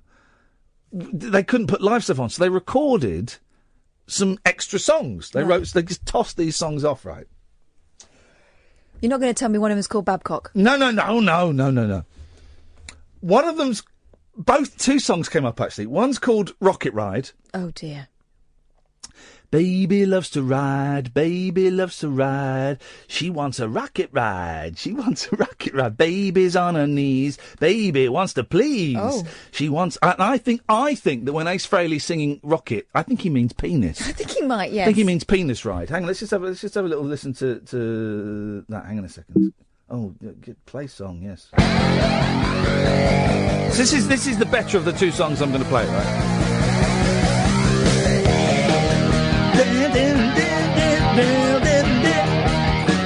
This is the romantic one, right? Oh, sounds it.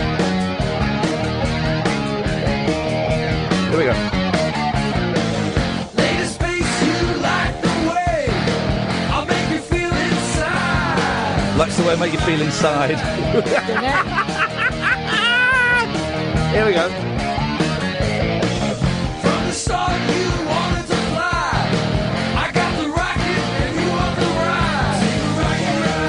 Okay, so he's singing about his penis. Gosh. There's another song on there called Larger Than Life.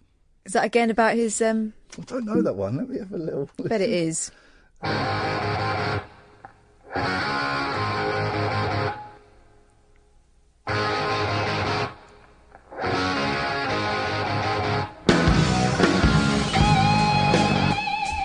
Oh, I do love Kiss. It sounds like a Gene song. This will be a Gene Simmons song. Here we go. Do you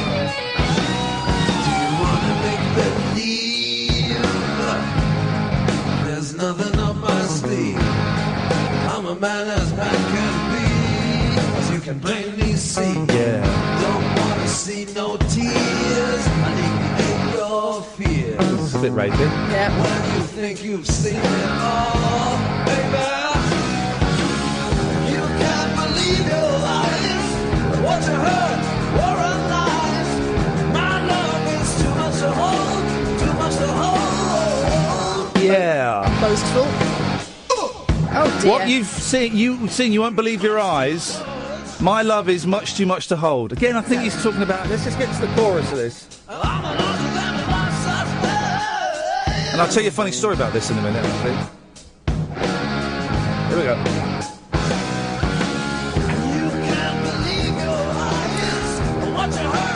We're not lies.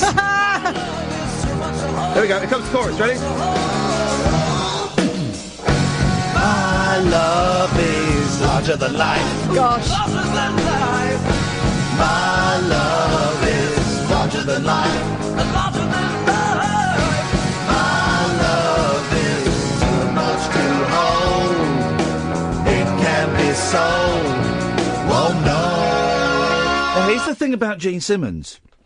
There's a website. There used to be a website in the 90s where groupies would go and post stories about rock stars. What kind of stories? Nice ones. And there were lots about Gene Simmons having quite a small penis. Well, that's what I was about to say to you. That was the sound of a man overcompensating musically. There's another song on there called Any Way You Want It. Don't know what that's about. Again. Right. But here's the one, right? And this song is utter genius, right? And, it's called Rockin' in the USA. Right. And there's a period in rock bands in the 70s. First album was great because it's the songs they've been playing for 10 years on the circuit. Difficult second album. Well, no, second album, they've got a few songs left over, they're not quite as good. Third album, they're spent. Pony. So it's all about riding around in aeroplanes and staying in hotels. And it's brilliant. The third album of any rock band, it's all about hotel rooms, right? Because their fans... This song's called Rockin' in the USA, and it's about them... It's got the best lyrics, right? It's about them travelling around the world, right? Playing all kinds of concerts. But the place they love to rock the most is to rock in the USA. Okay, right. And they're describing the world, and they've been to all these places. This is based on a true story, right? And listen to... I think this is a Gene song. The poetic way he describes... some of the most beautiful countries in the world. Let's have a listen. Rockin' in the USA. This is... Here we go.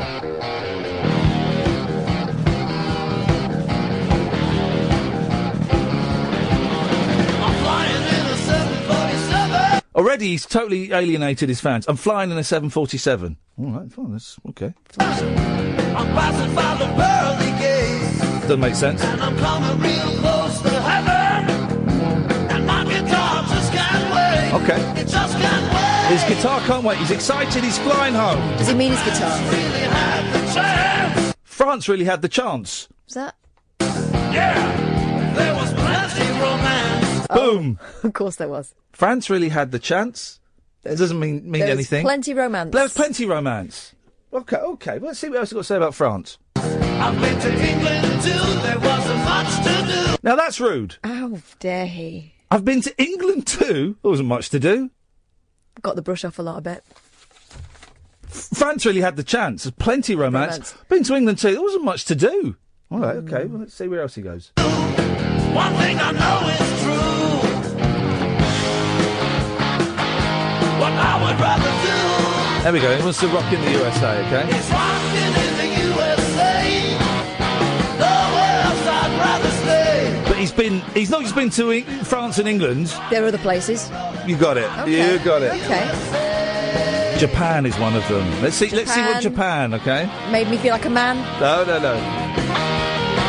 Tried it on with a man. No, shut up. Here we go.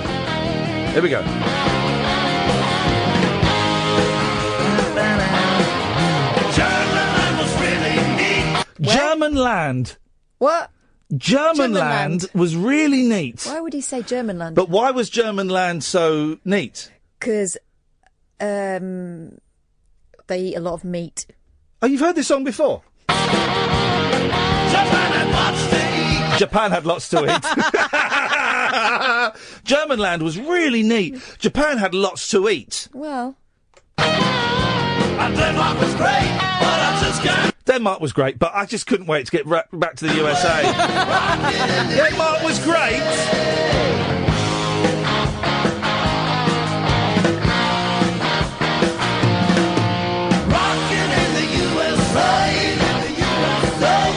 It's good, isn't it? You know what's hurtful about the Denmark thing? Yeah. There's plenty to eat there too. Yeah. The Japanese are quite sparing with their food. Yeah. And I've got a feeling this might be the repeat now to the end of the song. I don't know if there's any more countries. I thought they mentioned Sweden. No, that's it. We've got 36 seconds to fade out of that. I mean, it's taking the mick, isn't it? Lazy. Rockin' and rollin', rockin' in the USA. Rockin' in the USA. Etc. And so on. Best song ever. 0344 499 1000. This is Talk Radio. Late night, Iain Lee on Talk Radio. We have ways of making you talk. You know this classic.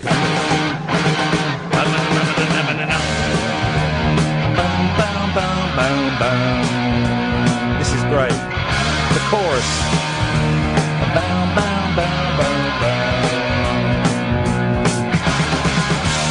I really love you, baby. I love what you got. Oh. Let's get together, we can be hot. Oh, God. No time tomorrow, baby. And that is today. I guess the chorus. Girl, I can make you feel okay. Just okay. No place to hide in, baby. No place to run. Here we go. Bit weird. You pull the trigger of my love gun. Give over. Not that way. It's going to fall off the way he messes with that. Flipping love gun. You know it's going to be more of a water pistol. Is that Gene again? No, that's Paul Stanley. Paul Stanley. Paul Stanley, Love Gun, from the album Love Gun. Gosh. There's another song called Lick It Up as well. But What's anyway. that about?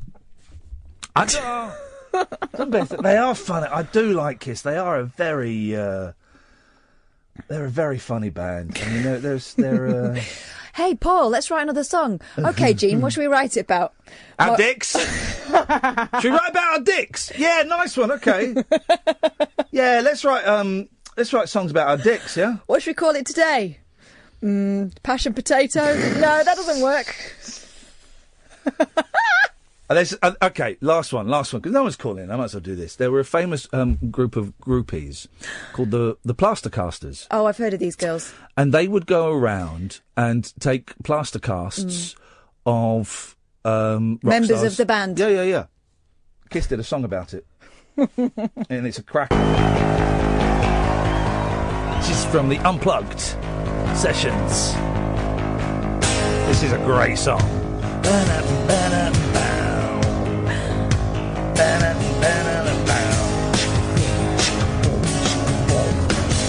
Here we go. Baby's getting anxious. Oh no. We're getting late. The night is almost over. She can't wait. The teens are complicated. My love is in her hands. There's no more waiting. She understands. Yeah. The plaster's getting harder.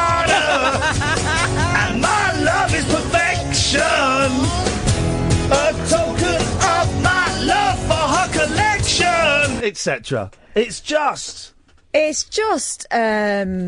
funny. What did they do with all the plaster casts in the end? There's coat hooks. There's a brilliant picture online of one of them. It wasn't Pamela Des Barres, was it? I don't think she was one of the plaster casters. She was a very famous groupie. There's a picture on the internet of one of them surrounded. Jimi Hendrix did it. I think Keith Moon did it. The druggy ones. Kiss did it. I think they tried to do Peter Talk, but he couldn't get it up. Daniel O'Donnell? Don't think they've got O'Donnells yet. That's like the Penny Black. That's the one. That's the one everyone wants to get their hands on. The O'Donnell. I need to get to Daniel O'Donnell for my collection of dicks. Anyway, that's. But it seems a shame not to put them some practical use, doesn't it? Well, you could. The thing is, you could actually use. This is genuine. You could use them to make rubber phalluses, and then you could be like, you can have sex with Jimi Hendrix. Oh, I was thinking more of like a dibber for the garden. Oh, for goodness sakes. If people don't call in, this is the filth you get served up. I don't think they mind. Go on. So the Hulk's escaped. Which Hulk? Ginger Hulk. I'm not in any way taking the mickey out one of the lads that escaped from Pentonville prison. Not in any way whatsoever. His nickname's the Hulk. He's ginger, and that is fine. There's nothing wrong with being ginger. Hey, I've got two what are you ginger talking nephews. about? They're beautiful. Exactly. I mean, this is a dangerous man, right? Escaped con Matthew Baker. Which one's he, the burglar or the... posted a string of photos from jail showing how he bulked up in the prison gym. Oh. Fair play. They escaped using dummies and bed sheets tied together. Here's what I think. Right, that's standard cartoon behaviour. Surely that's training standard. Do you want to hear my theory on this? They're still in that prison. They are still in that prison, waiting for the time to escape. Where are they hiding? I don't know, maybe under the floorboards? Or in a wall. Okay.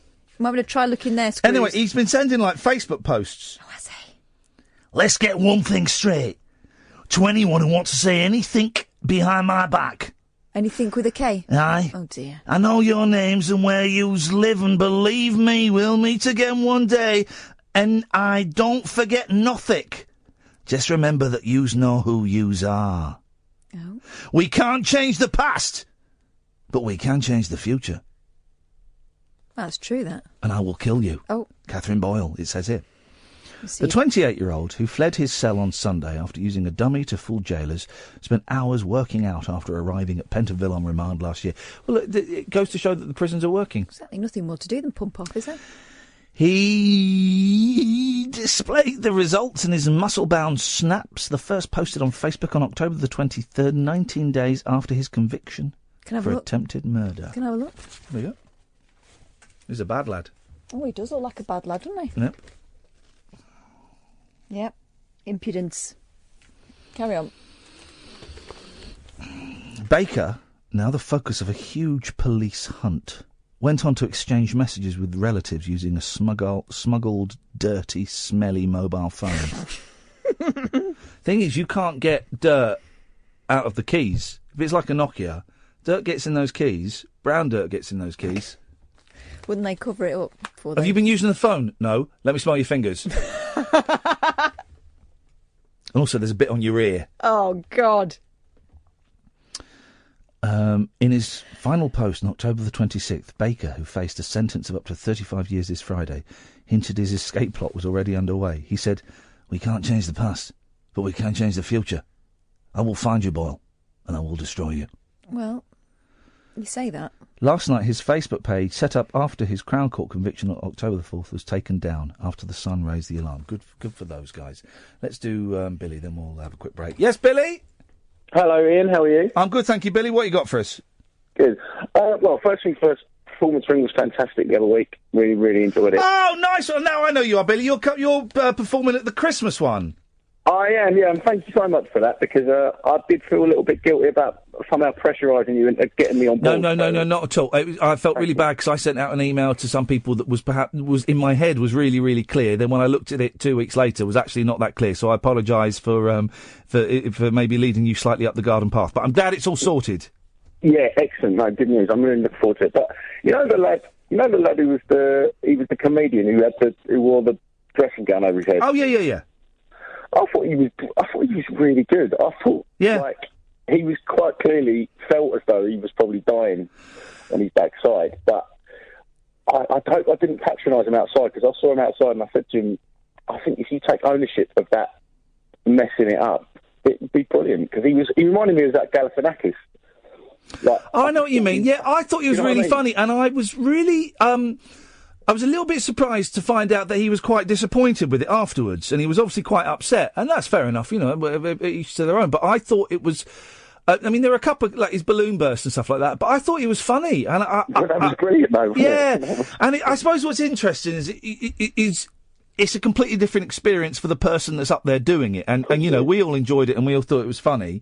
But yeah, he obviously was a little bit disappointed, or significantly disappointed with the way it went. I think you're right.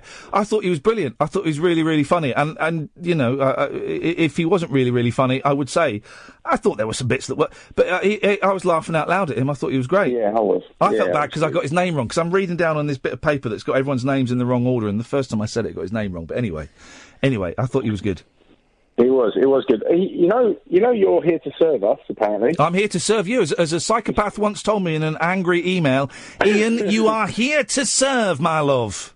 Well, I was listening to your podcast the other day, the Brexit bombshell. Oh, yeah. I was properly laughing out loud. Thought it was absolutely brilliant. Uh-oh. But... I've had an idea, and I think you should do it, but I know you won't, but I think you should. It'll make you recoil in horror. You should do a road trip with some of your best callers, and the first person I would pick straight away would be Jonathan. God. And film it and put it on. It would be amazing. So, That's my suggestion. Thanks for calling, Billy. Take care. Bye-bye. That's never going to happen. Late night Iain Lee. On air and off the leash. On Talk Radio. We have ways of making you talk. Doing a very serious programme about an escaped convict, and people are being very cruel on Twitter. Please, what is it Limmy always says? If someone says a slightly rude tweet for him, he says, I'm coming off Twitter for a little bit. Please respect my privacy and my family's. Bacon. Oh, I see. Bacon Bad. It sounds like Breaking Bad. It doesn't. Bacon Bad is on. I got the Bryan Cranston autobiography. Did you? Yeah. Does it mention his boring film that you wasted your life Might watching? do. I hope it mentions... I hope there's like half of it is about Malcolm in the Middle. Did you ever used to watch that? No. Oh, that was brilliant. No. That was absolutely brilliant. Hilarious. You don't like clever American sitcoms. I tried to get you to watch Community. I did watch Community and You liked didn't like it. I did like no, it. you didn't, because you said, I bet at the end of it they all learn a really important lesson. I went, no. No, exactly. That's what I said when I started watching the first one, and then I realised that wasn't happening, and I enjoyed it. One of them in Community is aware that they're in a TV programme. How's about that? Okay, well, you're still talking bum. You don't like... Have you ever seen Seinfeld? Larry Sanders you've not seen? I don't like Seinfeld. It's okay, so intelligent American comedies. Do you like Curb Your Enthusiasm? Yes, I love that. Do you like Larry Sanders? Not watched it. Okay. And you've not seen Malcolm in the Middle? No. Like, Malcolm in the Middle is brilliant. And you never watched Arrested Development, did you? Nah. Malcolm in the Middle is brilliant because it looks like... Watch The Cosby Show. Exactly. And you fell asleep during it, and then when you woke up, you were in your bed and you're That's terrible. naked. That's terrible. Exactly. That's how Cosby operates. Actually, that show inspired me to buy lots of silky pyjamas. She was... Beautiful. Was that Felicia Rashad? Yeah. Yeah. She was. Yeah. And Lisa Bonet. Yes, also. Lisa was Boneting Kravitz. Mm-hmm. And then there was the little Tempest Bledsoe. Yeah. Don't know and what then she's there up to was now. Raven Simonet. That was it. That's so Raven. I might have to watch the porn version of Cosby Show again tomorrow. No. Hey, you know, I sustained a middle-class injury the other day. Yeah? Getting a large pot out of the oven. Yeah? I did a proper working-class injury today. Oh, go on. What's that? Down the mines? No, I burnt my finger on a cheese toastie, on the cheese coming out of it. But I did get my proper Breville out. And you know what? It was good. Yeah, and the Breville will stay out for a week, and then you'll realise it's pain. Anyway. Go on. A pampered pet pig hogs her owner's sofa every night after getting addicted to TV box sets. Oh, come on. A shack.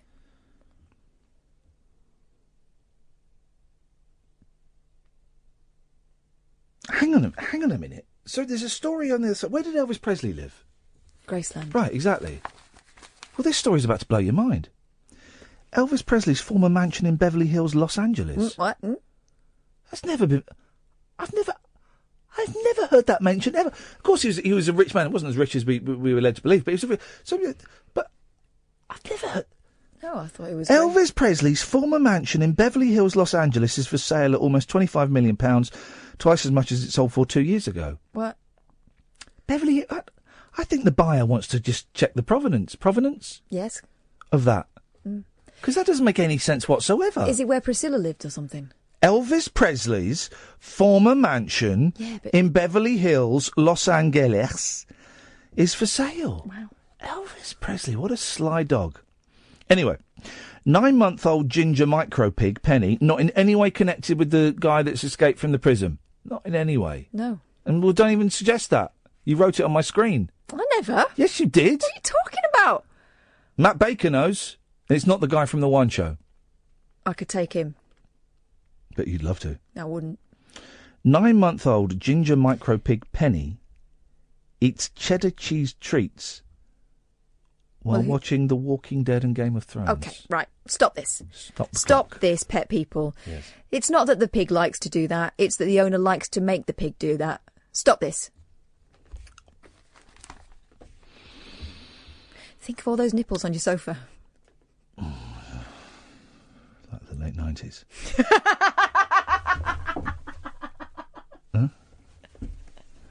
The 4 stone, £10 porker.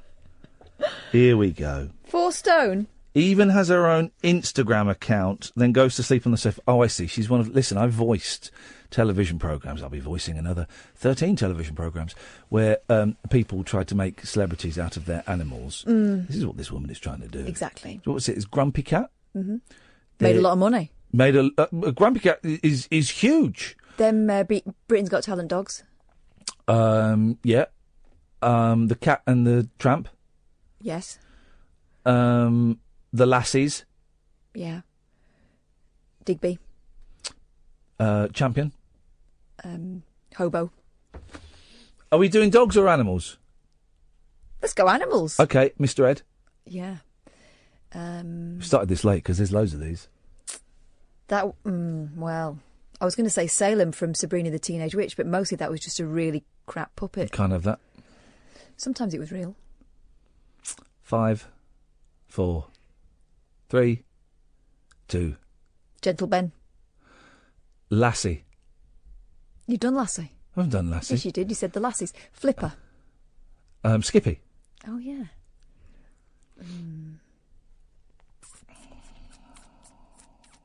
5, 4. Shep. That Darn Cat. Right. From the Disney movie, That Darn Cat. Petra. Oh, we're not doing Blue Peter animals. Yeah, we are. George. Shep. Done Shep. It's a stupid game for stupid people. Yeah, and you just lost it, so that makes you stupider. Owner Hannah Kembury, 22, a pet shop worker of Worrell, Somerset, said... Kel Surprise. She's so intelligent, people might think it's a bit weird. No, we don't. We think you're stinky. But we love her. She's part of the family. Line 1, why have you called in with the last minute of the show? Laughing gravy. All right, Seabiscuit. Oh, ooh. I'm back in the game. I'm back in the game. Okay. Go on, Kath. National Velvet. Go on, caller. Monkeys. Idiot. Don't. Laughing Gravy, though, is an excellent shout. That's what I would have called my band if I'd have had one. Seabiscuit was good. I never watched that. I don't know. It's a good answer. I mean, what I mean is, I said a good thing, not the film. Oh, okay. Yes. Well done. Thank you. That's all it takes. Goodbye, Periscopers. That's it. Another show done. We got through without talking about who. Yeah. Just think, seriously, we will have been the only radio show in this country, certainly the only radio show in this country in America, and probably the only radio show in the world to have talked about Kiss. To not have mentioned at all. One mention from a deranged sexual predator, and that was it. Yeah. I mean, fair play. We didn't get many callers, which probably means no one was listening, which probably means you made a bad call as producer. Yeah. But still, it's something to be proud of. We've won in a way. Well, in a way, yes, but in more ways, Radio no. lost. That's it. Back tonight at 10. Up your bum. Talk Radio. Join the Talk Nation. Dial up and talk radio. We'll get you talking.